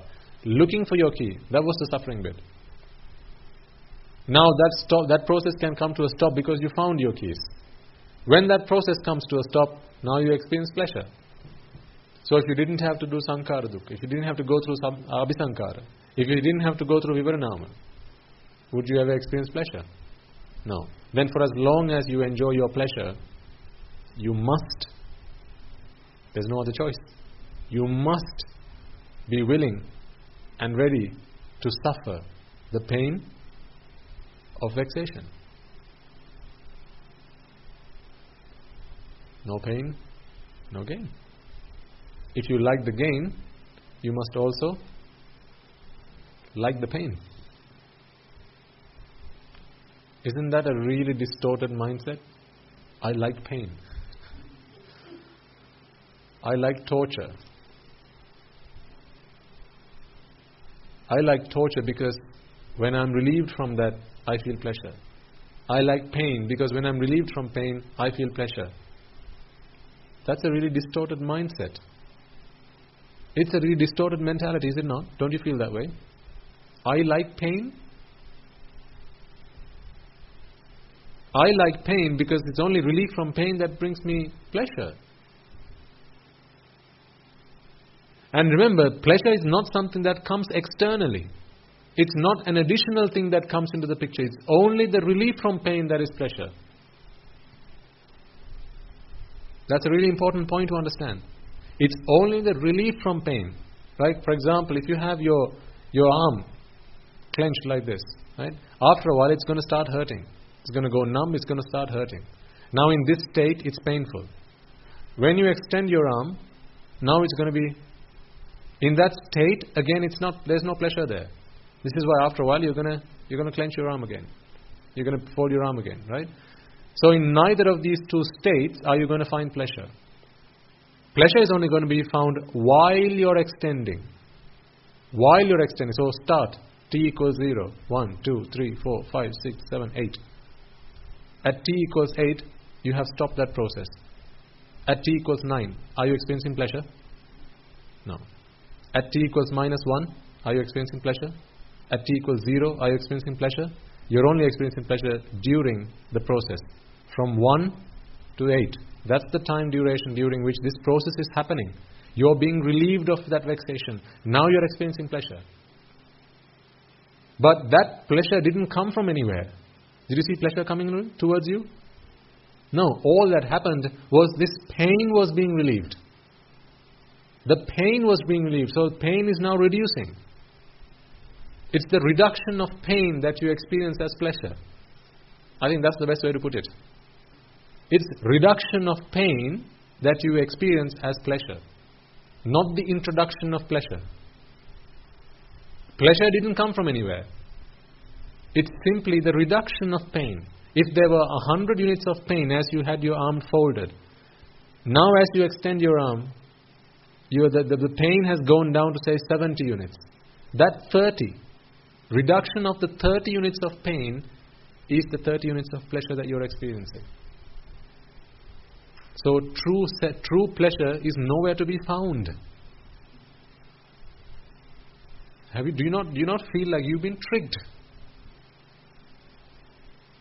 Isn't this the biggest trickery ever? The biggest foolery? There is no bigger trickery than this. There's no bigger foolery than this. It's the reduction of pain that we experience as pleasure. Pleasure didn't come from anywhere.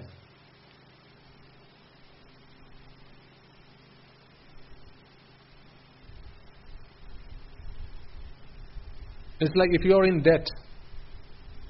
You're in debt by 1,000 rupees. Okay?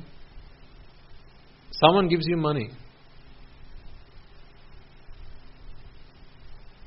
Or let's say the bank decides to clear off your debt. Would you like that? So this is only a hypothetical situation. Don't keep your hopes high.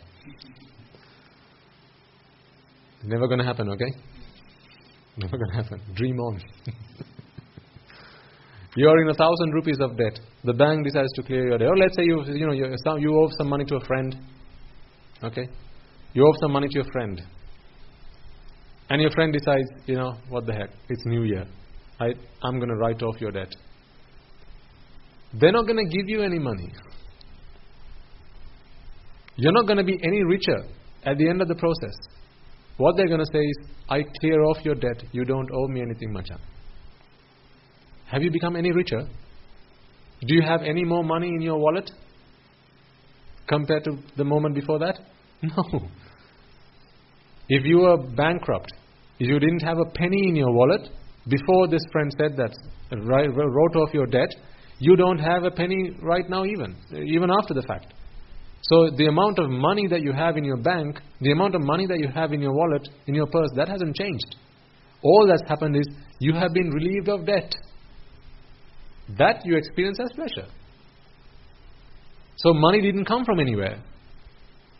All that happened was a negative thing reduced the amount of negativeness. Up until it came to zero. Can it go up any beyond that? Can it? No. If you owe money to a friend, what's the best that they can do to you? Do for you even. If they give you more money, what's going to happen? Your debt increases. Right? If they give you more, so you might say, well, actually, they could give me some money. Well, what's going to happen then? You're going to be even more in debt. So the best thing someone that you are in debt to can do for you is write off your debt. Say, you don't owe me any more money. Because if they give you more money, you're in more debt. So the only thing that they can do for you is write off your debt. Right? So you are not any more richer at the end of that process. While they write off your debt, when they write off your debt, now the amount of money you have has not changed, but the amount by which you were in debt, that has changed from 1,000 to 0. They can't give you any more money, because if they did, you're in debt again. Do you understand that? So this is what pleasure is. It's being relieved of debt. Is another way to put it. Being relieved of debt is pleasure. Being relieved of pain is pleasure. Being relieved of vexation is pleasure. Pleasure didn't come from anywhere. It's not an additional thing that is not like something you can wear around your neck. You go, see, yeah, pleasure, look. It's not something like that. There was a void, and that void was filled. That's all. You didn't get anything in addition. You didn't get a bonus. It's just a void being filled. That's what it is. Because if we understand that, really, then we begin to realize the point, where the Buddha says, to that Brahmin who went and asked the Buddha, Buddha, where is the world located? And the Buddha said, the world is pivoted on dukkha. The world stands on dukkha. Dukkho loke patittita. The world stands on dukkha. The world is pivoted on dukkha. The reason he said this is because there is no pleasure really to be found. Pleasure is nothing other than a fantasy. It's like a dream. When you wake up from your dream, what happened to the dream? What about all those people in your dreams? Yes. They're no longer to be seen. They're nowhere. It was just a dream. Pleasure is much the same. Actually, pleasure is worse than a dream. Because the things you do to be happy in a dream, there are no consequences. But the things you do to achieve pleasure, oh boy. This is why you're here today. This is why you've grown old. This is why you fell sick. This is why you have to die. This is why you broke a leg. Right? This is why you feel hunger. Because of pleasure. Because of your attachment to pleasure. Dreams are very harmless. But pleasure, extremely harmful.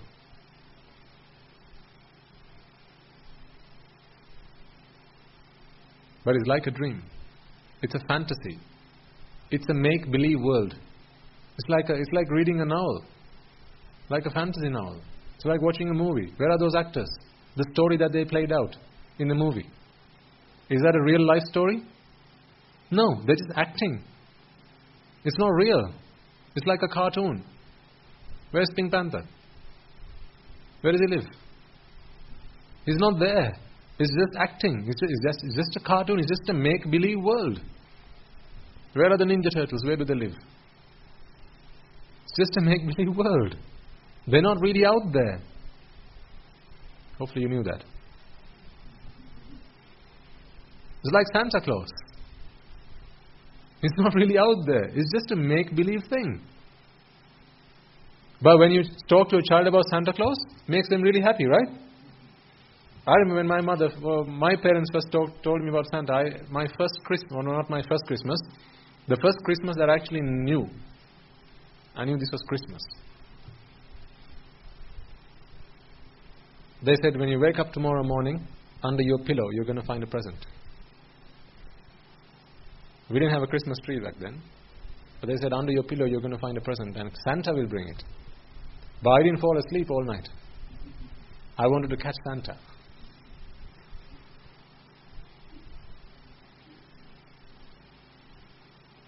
So I burned the midnight oil, stayed up throughout the night, woke up in the morning, or rather I might have fallen asleep for maybe an hour or so, and I thought, I fell asleep.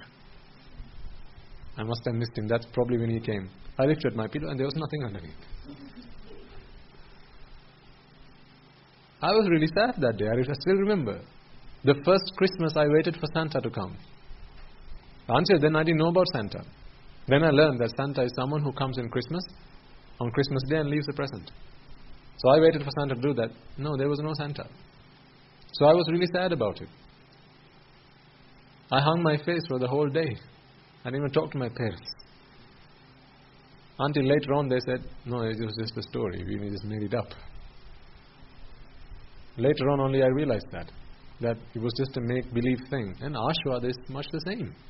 This pleasure is much the same. It's like Santa.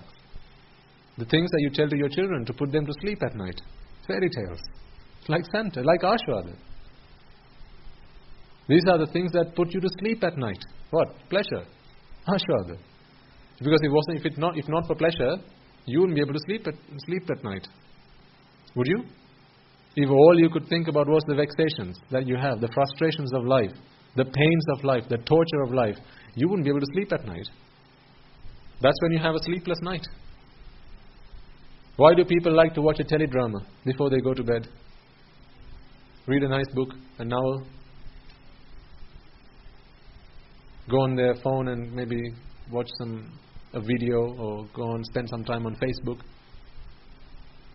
Have a fairy tale read out to them. Because in these books, in these stories, they find pleasure. But this is a make-believe world. They create a world so people can just live forgetting all the pains that they have in their life. In some countries, they invest a lot of money in industries, in the entertainment industry. The state invests a lot of money in the entertainment industry.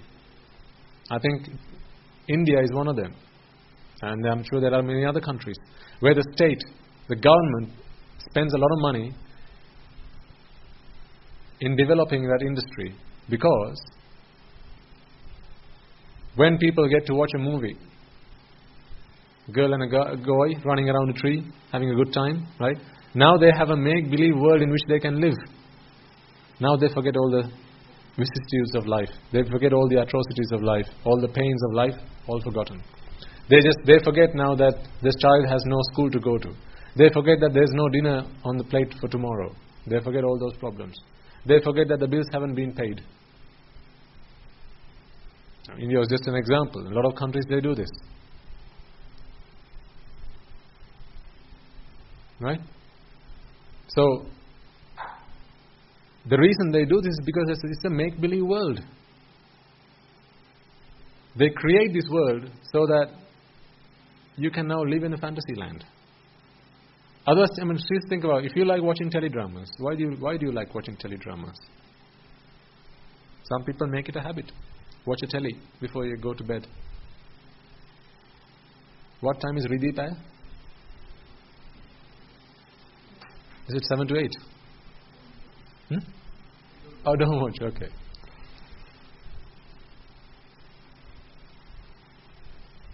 I tried to catch you out. You're clever. You just don't like to admit it, right? No, just kidding. Yes, sir. They what, sorry? No, they do feel hunger. Yes. Because the body that we have is a vipaka.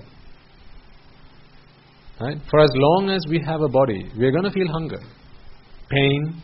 Now, I mean, why do arahants go on pindapata? Right? So, physical pain, an end to physical pain is really death. With death comes end to all physical pain. But the problem is, for as long as the mind is in vexation, it's the mind that is being reborn again. And, the body that we have is like clothes that we wear. We keep changing our clothes, right? What you wear in the morning may not be what you wear in the evening. Every day you change your clothes. You get into pajamas, in the morning you change your clothes again. You go to work, change your clothes again, right? That's how, it's like that, how we go through in samsara. In this transmigration process, through this reincarnation process, we change our bodies. But the mind is what is vexing, and it's the mind that needs the body to relieve itself from vexation. So an arahant has a body. Why does an arahant have a body? This is a good question to ask. Because it wasn't an arahant that came into this world. An arahant was never someone who was born into this world. Whoever was born into this world, if it's a karma world, it was someone who was, at most, he would have been a sakrudagami. At worst, a pruthakjana. Right? It's only a sakrudagami that can come into this world. If you become an anagami, you are never going to come back to the karma worlds. Yeah? So at most, you are a sakrudagami. At worst, you are a pruthakjana. Or, well, beyond that, it will be an animal or a preta or something like that in these karma worlds, right? Just take a normal human being who is a pruthakjana. The reason that this person comes into this world is because the mind is vexing. Because the mind is vexing for what? We remember the what and the why? The mind is vexing for what? Rupa Vedana Sanya Sankara Vijnana. But why? Because they are pleasurable. So for as long as the mind believes that Rupa Vedana Sanya Sankara Vijnana are pleasurable, the mind will want Rupa Vedana Sanya Sankara Vijnana. Even if the mind doesn't know about this. I mean, when we were born, did any of us know about Rupa Vedana Sanya Sankara Vijnana? We didn't know about any of these things. But we were after pleasure. Right?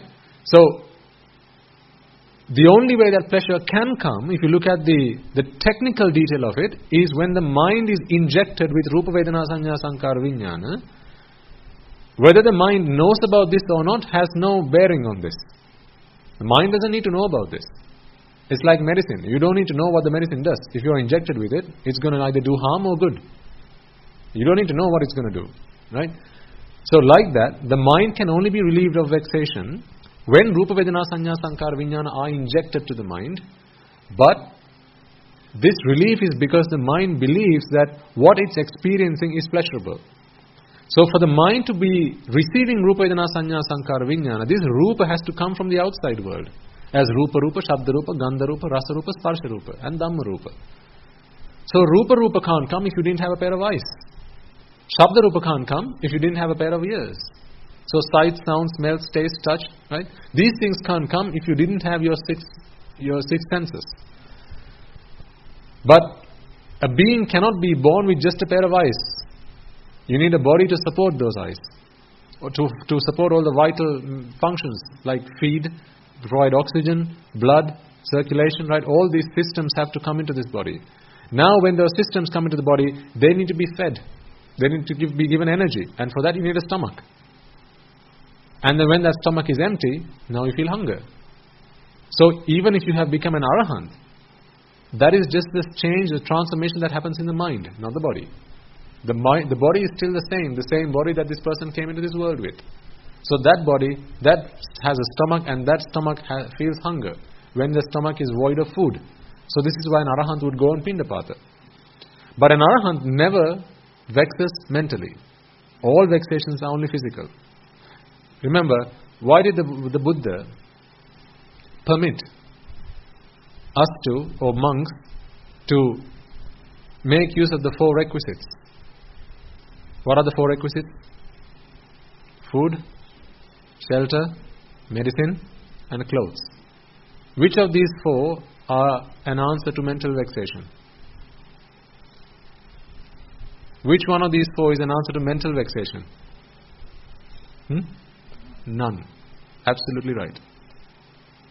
But all 4 of these are answers to physical vexation.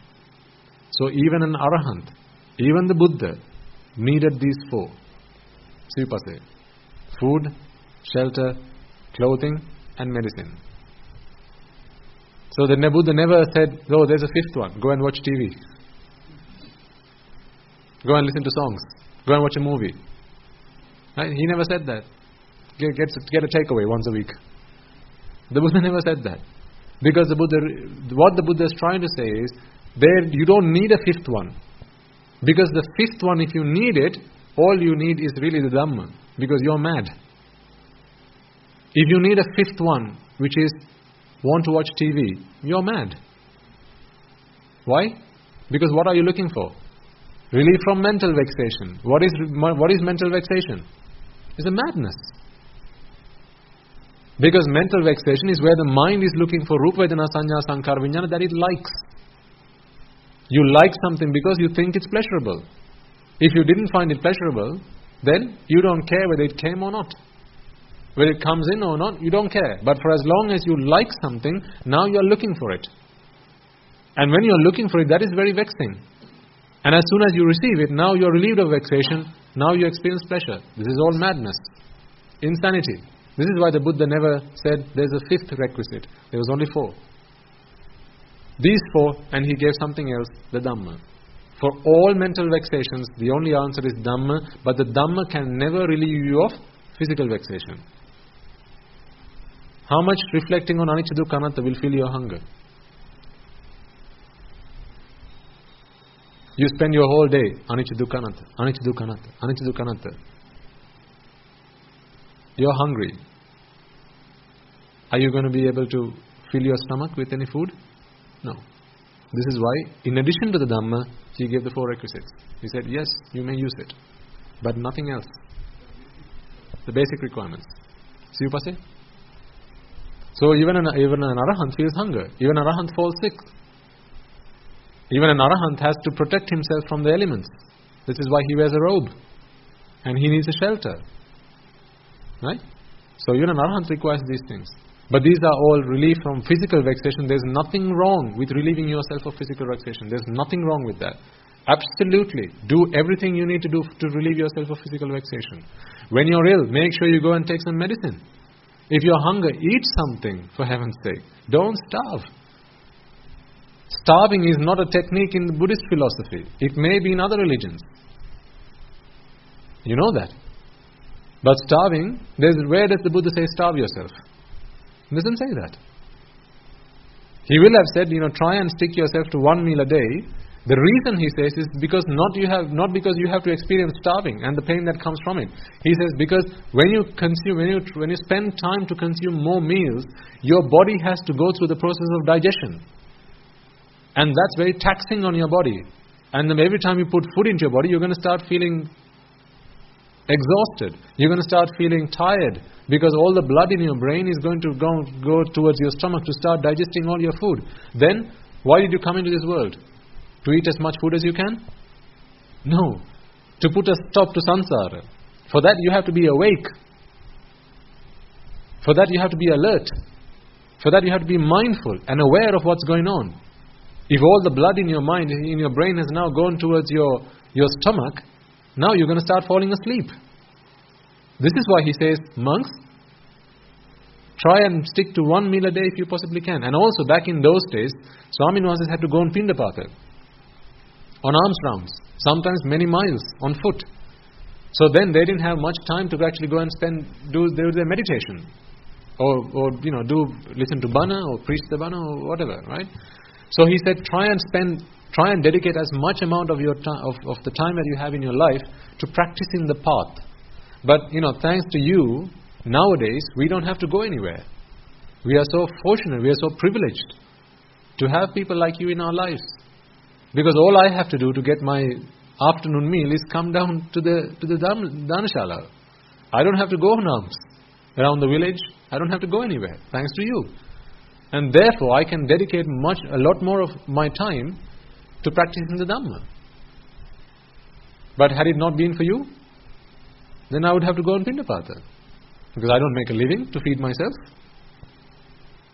So because of you, I today get to spend much more of my time towards practicing the path. And if I had to do that, possibly we might not have sermons every week.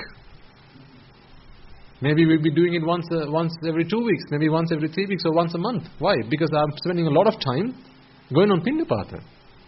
I don't have much time to practice the path, reflect on the Dhamma, try and learn, find out new ways to come and explain this to you.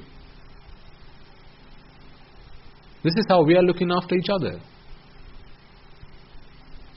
You're helping us practice the path, and we are helping you to do what? The same thing. Because today, the Dhamma is the glue that binds us together. Nothing else.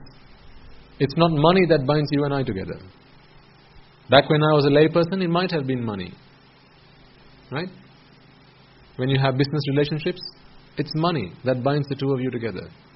Back when I was a layperson, it might have been other things like love and affection that bound us together. But now it's just the Dhamma. There's only one street between you and I, and only one type of car can travel on this street. It's Dhamma. You give us the means to practice the Dhamma, and we give you the Dhamma in return. But that is not to say if you stop giving, we are not going to give you the Dhamma. It's not like that. Whether traffic comes our way or not, there's always going to be traffic coming from us to you. Because that is the way of the Buddha. But really good question. All beings, for as long as they're alive, they're going to feel hunger.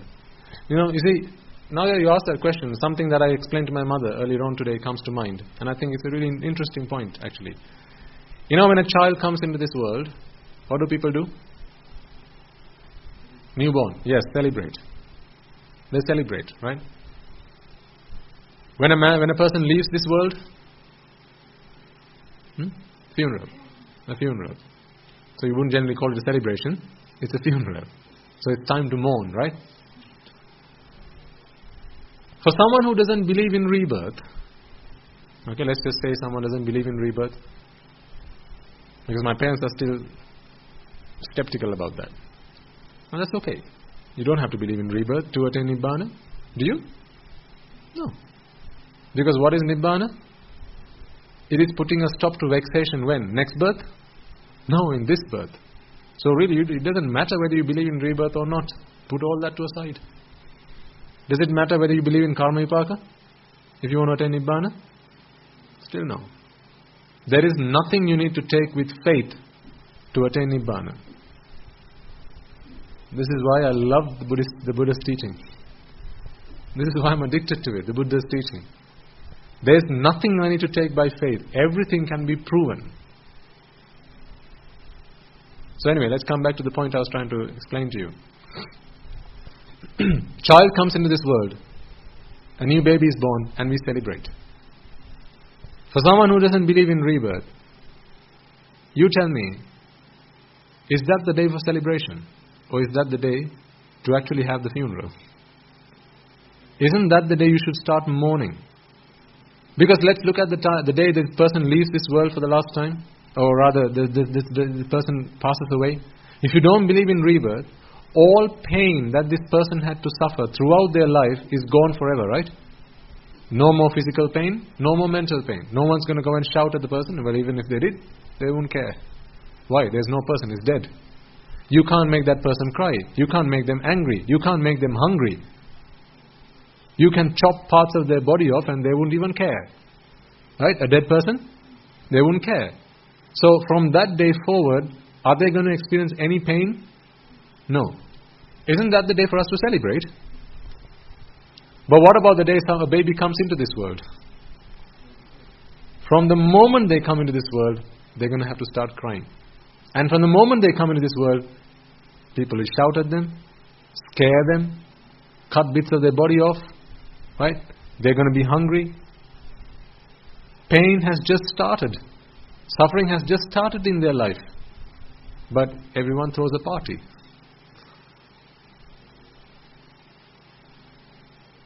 Gone mad or not? People have just thrown a party. Everyone's laughing. The baby's crying. People have gone mad. Why don't the parents know that from this day forward, this child will have to fight for their life? Every breath with uncertainty. It may be the last breath. And now this child has got to grow up. They're going to have to learn about the world that they live in. They're going to have to learn about the people who live in this world, about how cruel people are. Right? They're going to have to start to go to school. Have to start to do their homework. Nobody likes doing their homework. They're going to have to start to make a living one day. And then fall in debt. Go through all the pain of heartbreaks. Right? Be cheated. Right? Fall into traps. People are going to shout at them. They're going to be angry. All this pain has just started. Why do people celebrate then? That is the day to mourn. A child has just come into this world. This is why they say Jati Dukkha. That is the reality. But what does the world say? Jati Sapa. Jati Pachya Jara Marana Shoka Parideva Dukkha Domanasa Upayasa. It's all started with Jati. That's not the day to celebrate then, really. That's the day to start mourning. But the day the person dies, actually that's the day to celebrate. See, end of all suffering for that person. But what happens really? People cry on that day. Are they really crying for the dead person? No. Don't ever be fooled. If you go to a funeral and you see all people crying around the dead body, don't ever be fooled that they're crying on behalf of the dead person. Who are they crying on behalf of? Themselves. Because if you're fooled by that, then you're going to think, oh, when I die one day, my family is going to surround me and they're also going to start crying for me. Because they love me. Oh, no. They will cry, yes, sure enough. Not because they love you, because they love themselves. Did I tell you about our monk who was at the hospital? Yes. And there were a lot of patients who passed away while he was there. And one man who was just gasping for his last breath, his family came over, holding his man's hand, saying, oh, Tati, don't go. Who's going to feed us after you go? Who's going to look after us after you die? Tati, come back.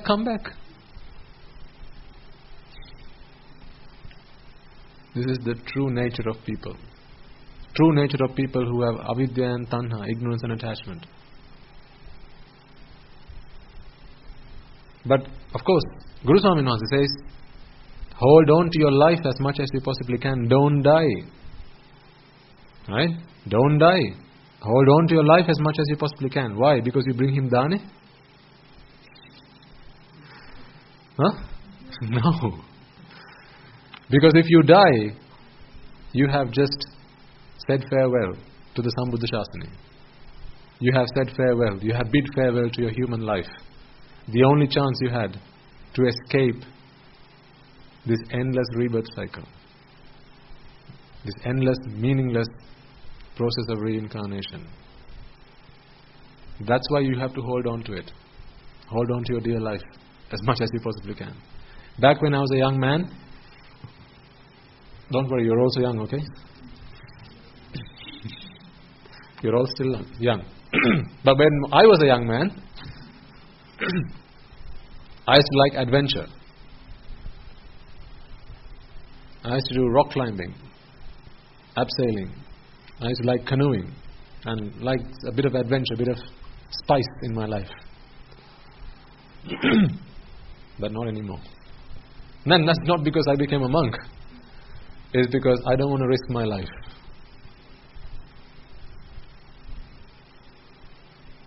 I used to go rock climbing for fun. And the fun there was really relief from vexation. Every time you put your foot on the rock, right? There's uncertainty. What might happen? There's always that risk, right? What might happen? You might break a neck. If you break a fall, that's going to be the last step you took. But when you put that step and you know, okay, that's a firm step, I'm not going to fall.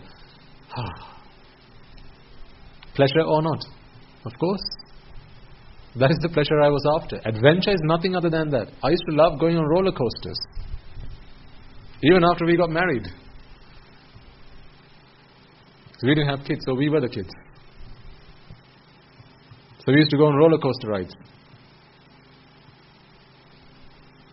How does one enjoy a roller coaster ride?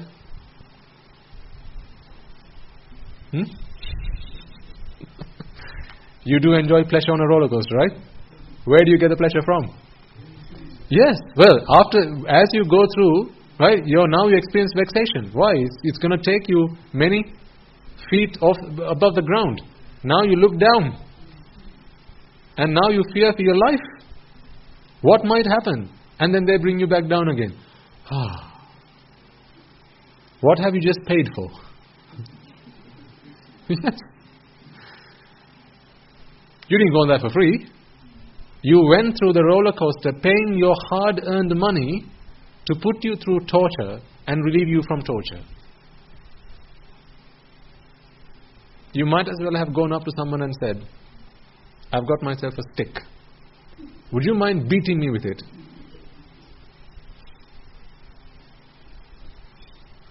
And then patting where you've beat me after you finish beating me.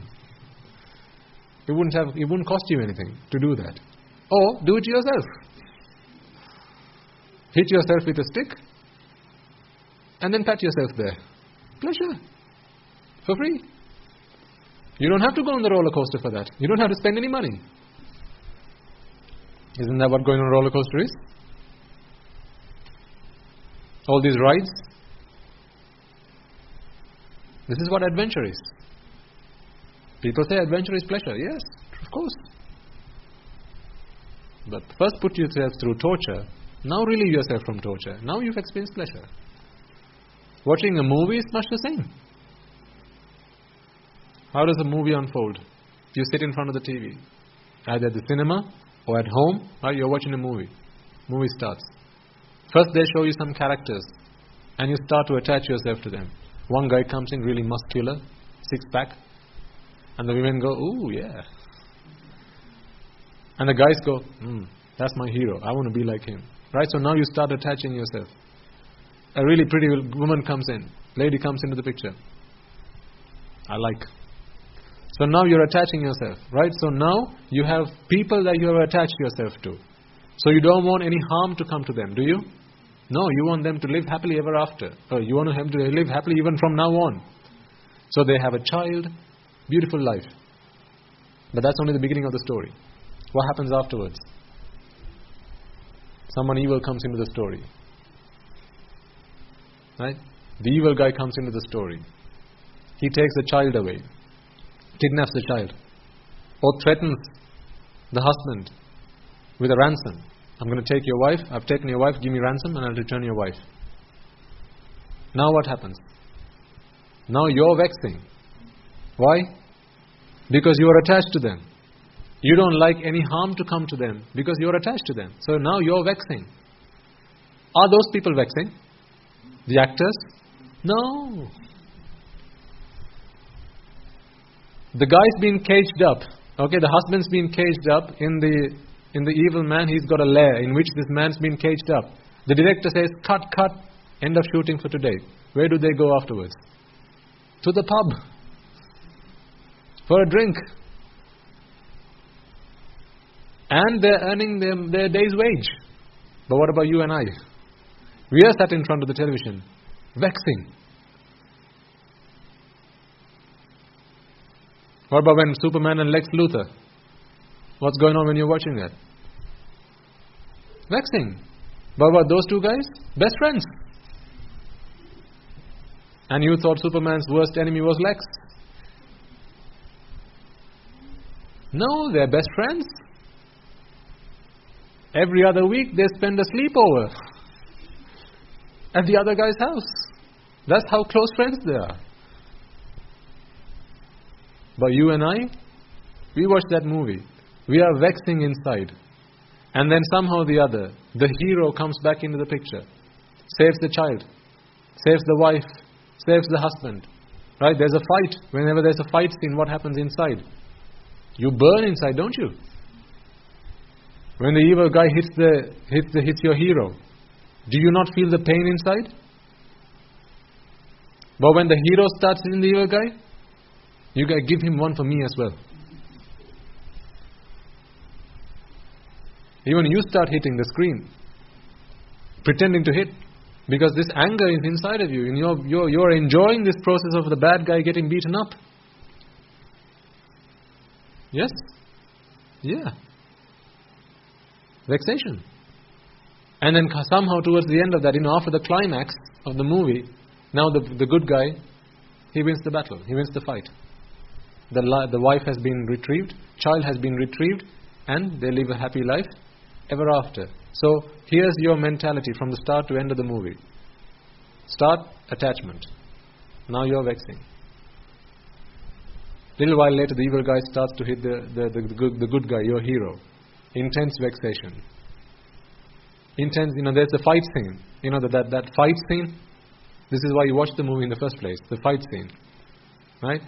Throughout the fight scene, you're vexing inside. Intense vexation. Somehow, the good guy wins. Relief from vexation. Now you say, that was a top-class movie. You worked an entire month to earn, how much is it nowadays to watch a movie? 500 rupees, 600 rupees? How much? 1,000 rupees? Okay. So you earned 1,000 rupees, you took that to the cinema.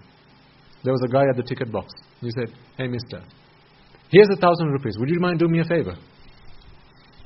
He says, what can I do for you? You say, would you mind vexing me and then relieving me from my vexation? He says, sure. Here's a ticket. Would you mind putting me through suffering and then relieving me from my suffering? Sure, you've got to buy a ticket for that. Oh, no problem. Then you go into the cinema hall. Now they vex you and relieve you from vexation. Seriously tell me, would you not have been better off keeping your money in your pocket, going to your garden, getting a good stick from a guava tree or something like that, right? And really spanking yourself with it.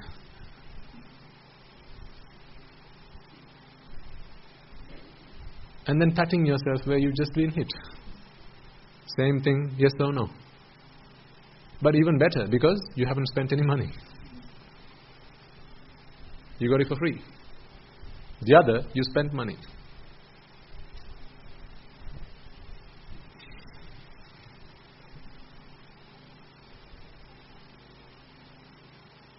When are you going to watch your next movie? When would you like to go to the cinema again? When's the next Superman movie coming out? Put a date in your diary. Make sure you go and watch it. Don't miss it. You can pay to be vexed and be relieved of vexation. People have gone mad. Do you see how people make a living out of you? If you don't understand the Buddha's Dhamma, do you see how people can make a living out of you? Roller coaster rides? Nothing but making a living out of your happiness. You're selling your happiness to them. You're selling your peace of mind to them. Vex me and relieve me from vexation. You're paying people money to do that for you. Seriously, that is why I'm saying, understand this, ladies and gentlemen. Otherwise, this is just crazy. I really don't want to live in a world like this where there is seriously no pleasure to be had except for this fantasy world of pleasure. This is a fantasy, it's a dream. It's not real. Pleasure is not real. Pleasure is a fake. It's a fake. We've all been caught. We've all been tricked. Come out of this trickery. Save yourself. Seek refuge in the Buddha. Seek refuge in the Dhamma. Seek refuge in the Sangha.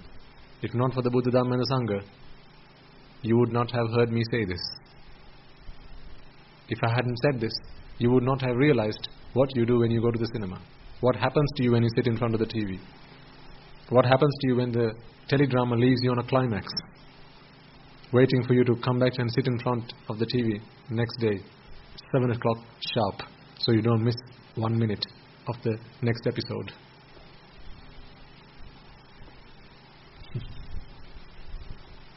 Apply these things into your lives, and then it will start to make sense. Okay.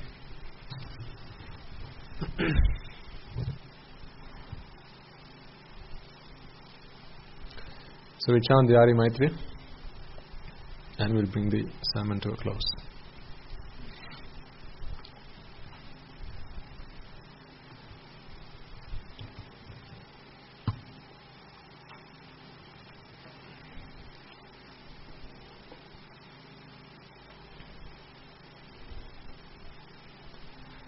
May I and all beings in all worlds be freed from the fire of birth, freed from the fire of decay, freed from the fire of illness, freed from the fire of death, freed from the fire of sorrow, freed from the fire of lamentation, healed with the ultimate bliss of Nibbana, healed with the ultimate bliss of Nibbana, healed with the ultimate bliss of Nibbana. May I and all beings in all worlds be freed from the fire of suffering, freed from the fire of discontentment, freed from the fire of exhaustion, freed from the fire of disappointment, freed from the fire of clinging on to the 5 aggregates, healed with the ultimate bliss of Nibbana, healed with the ultimate bliss of Nibbana, healed with the ultimate bliss of Nibbana.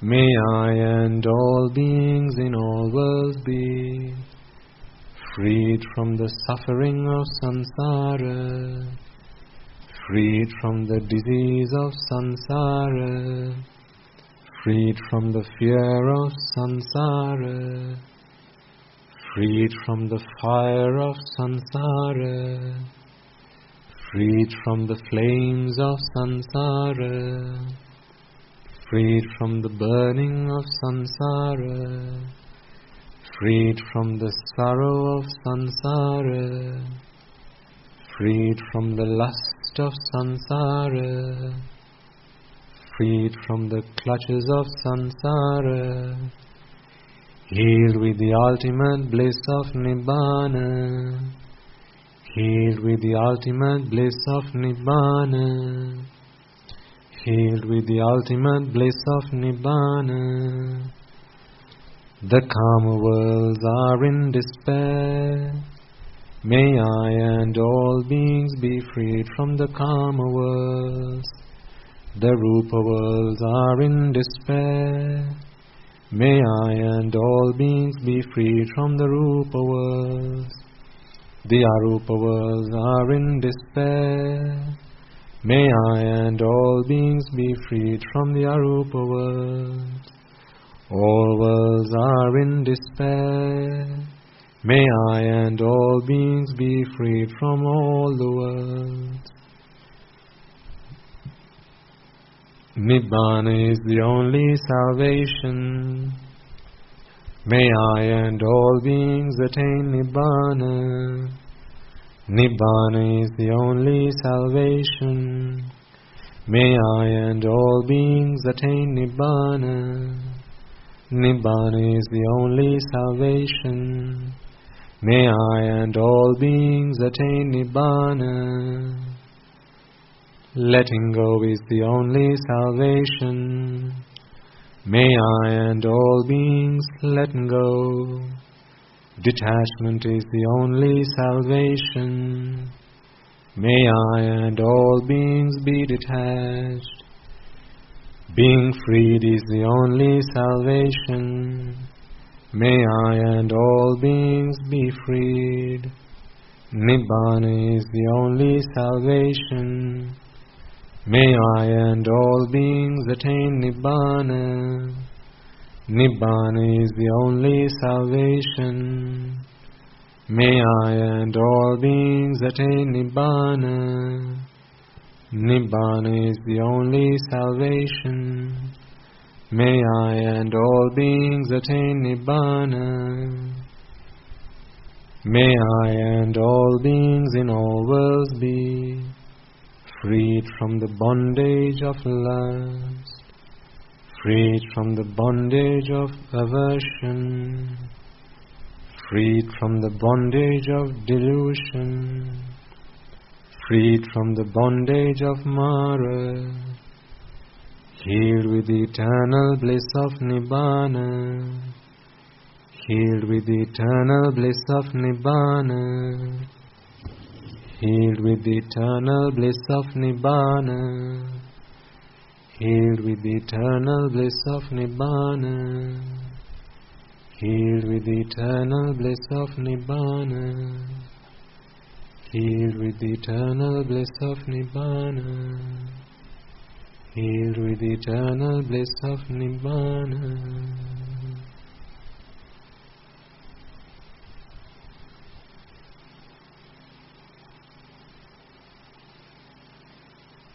Okay.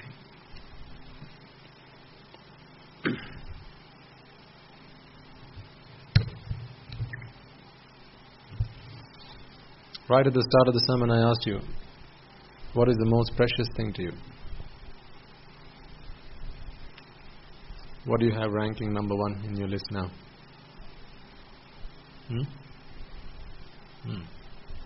Number 2? Why are you alive? Why do you want to be alive? I suppose is the better question to ask. Attain Nibbana.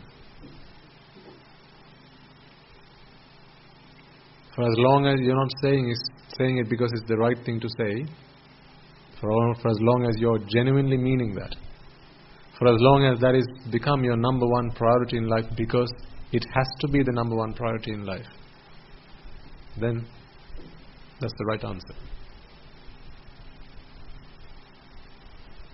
Countless times we've come through in samsara, never had this teaching, never had this doctrine. How do we know? If we had it, we wouldn't be here.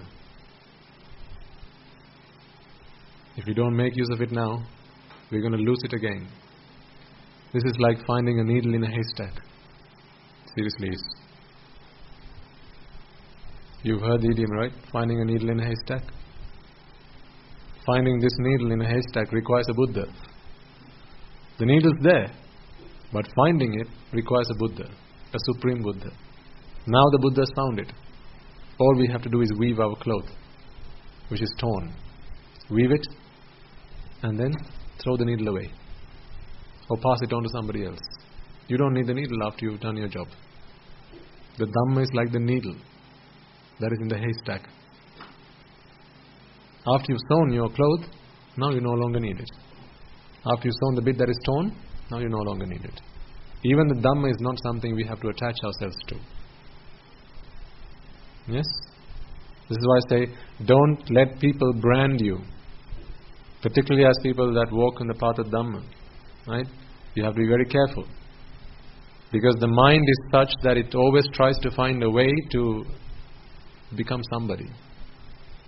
In a crowd, in a gathering, in the family, in society. Always tries to become somebody.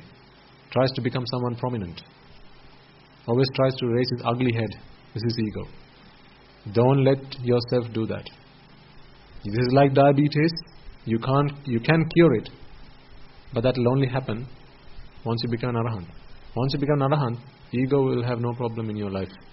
But until then, you have to learn to live with it. So don't let it raise its ugly head. Always be aware. Ego. I'm not going to do what you say. I'm going to do the exact opposite of what you say.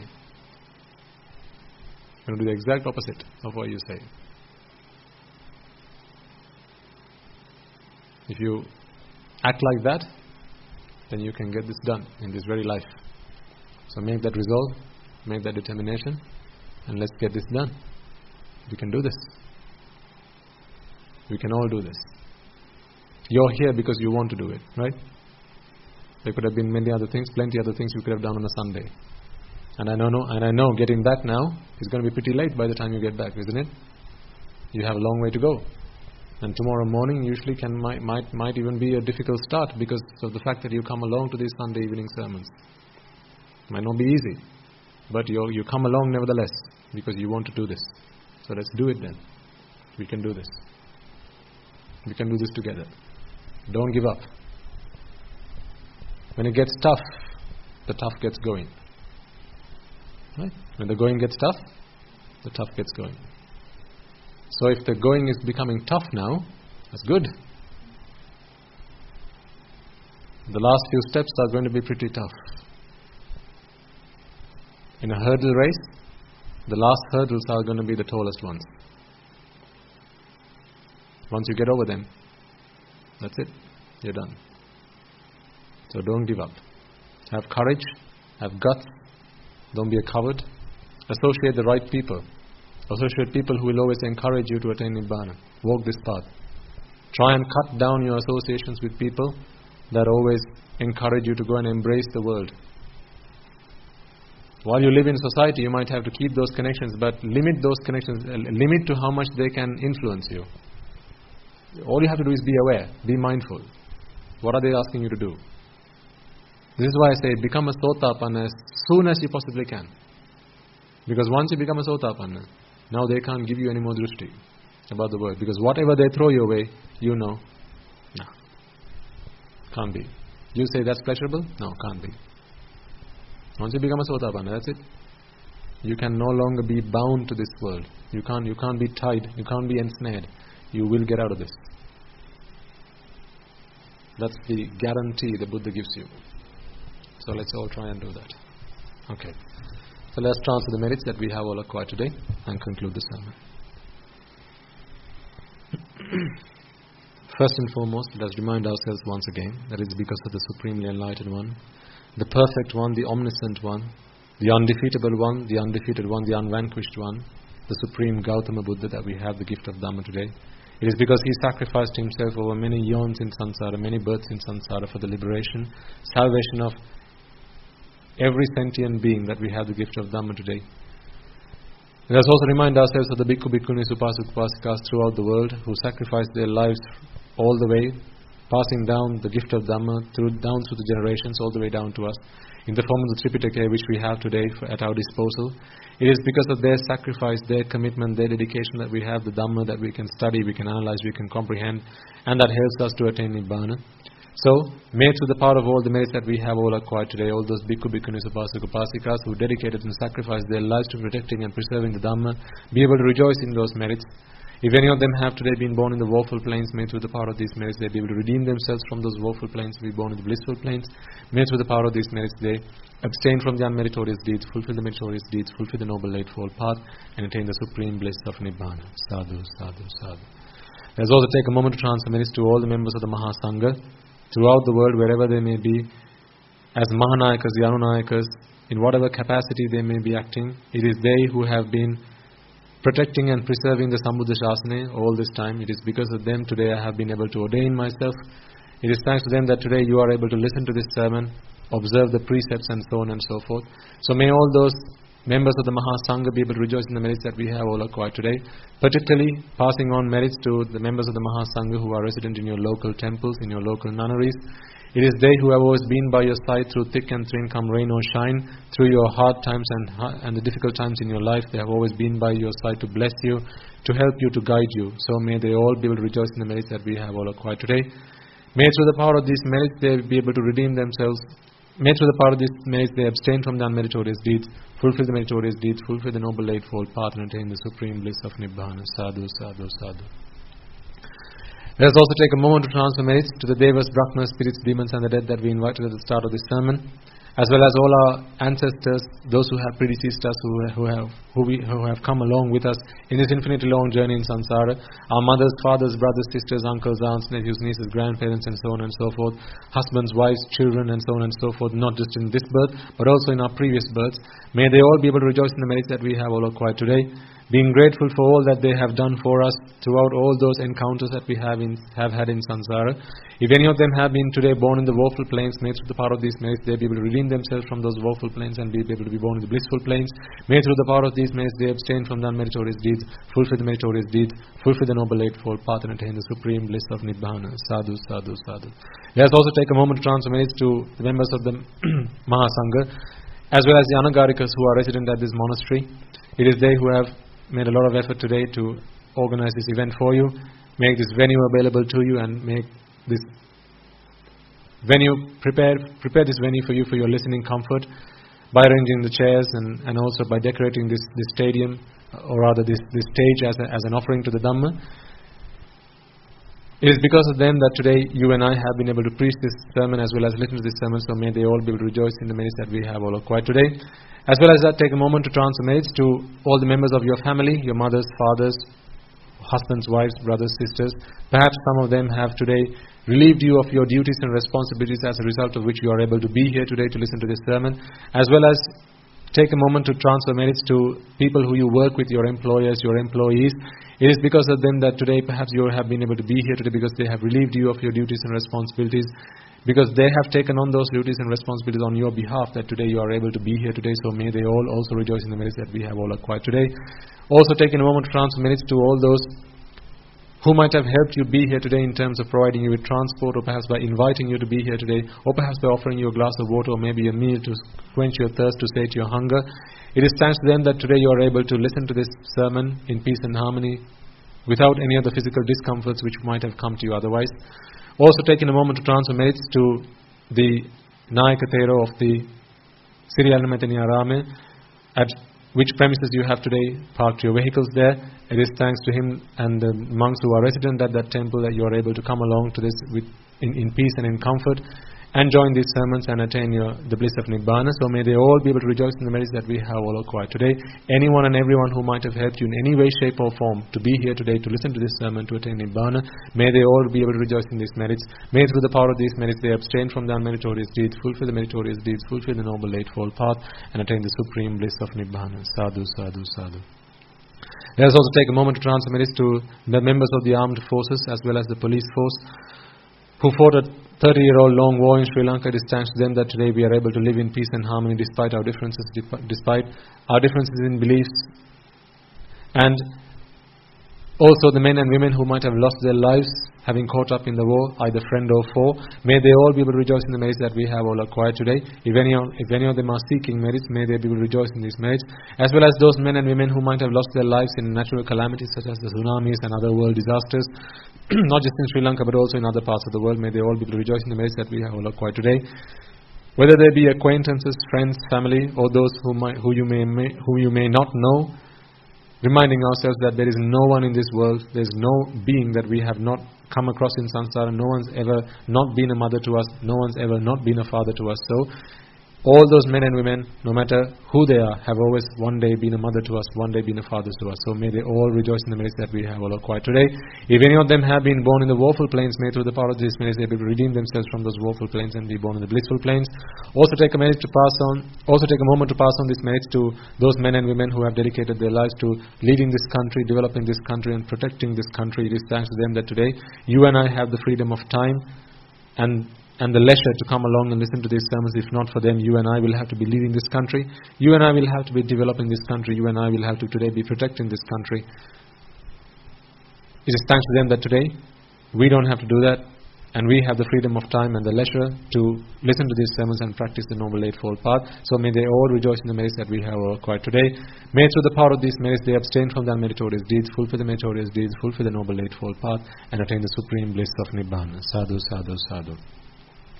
And finally, may through the power of all the merits that we have all acquired today in preaching this Dhamma sermon, in listening to this sermon, as well as all the offerings that you have made to the Buddha, the Dhamma and the Sangha, as well as any alms that you might have offered to the men and women who might have come along today to listen to these sermons, as well as any offerings that you have made to the Dhamma in terms of making these sermons available to a global audience, either in audio form or perhaps in recording these sermons and making them available to such people later on, or perhaps in transcribing these sermons, or perhaps just by spreading the word and inviting other people all over the world to come along and listen to these sermons. In whatever shape, way or form that you might have contributed to the success of this sermon today, may through the power of all those merits, may these merits energize and empower many hundreds of thousands of people all around the world, people just like yourselves who are aspiring to become Arahants and Arahatans in this very birth itself. May through the power of all these merits we be able to witness the advent of many hundreds of thousands of Arahatun Vahanses in this blessed land, in our very life itself. Sadhu, sadhu, sadhu. And finally, may you and I also be able to become one of those Arahatun Vahanses, one of those Arahat Mehanin Vahanses in this very birth itself, in the era of the Gautama Supreme Buddha itself. Sadhu, sadhu, sadhu. The members of the Mahasangha will now transfer their blessings to you.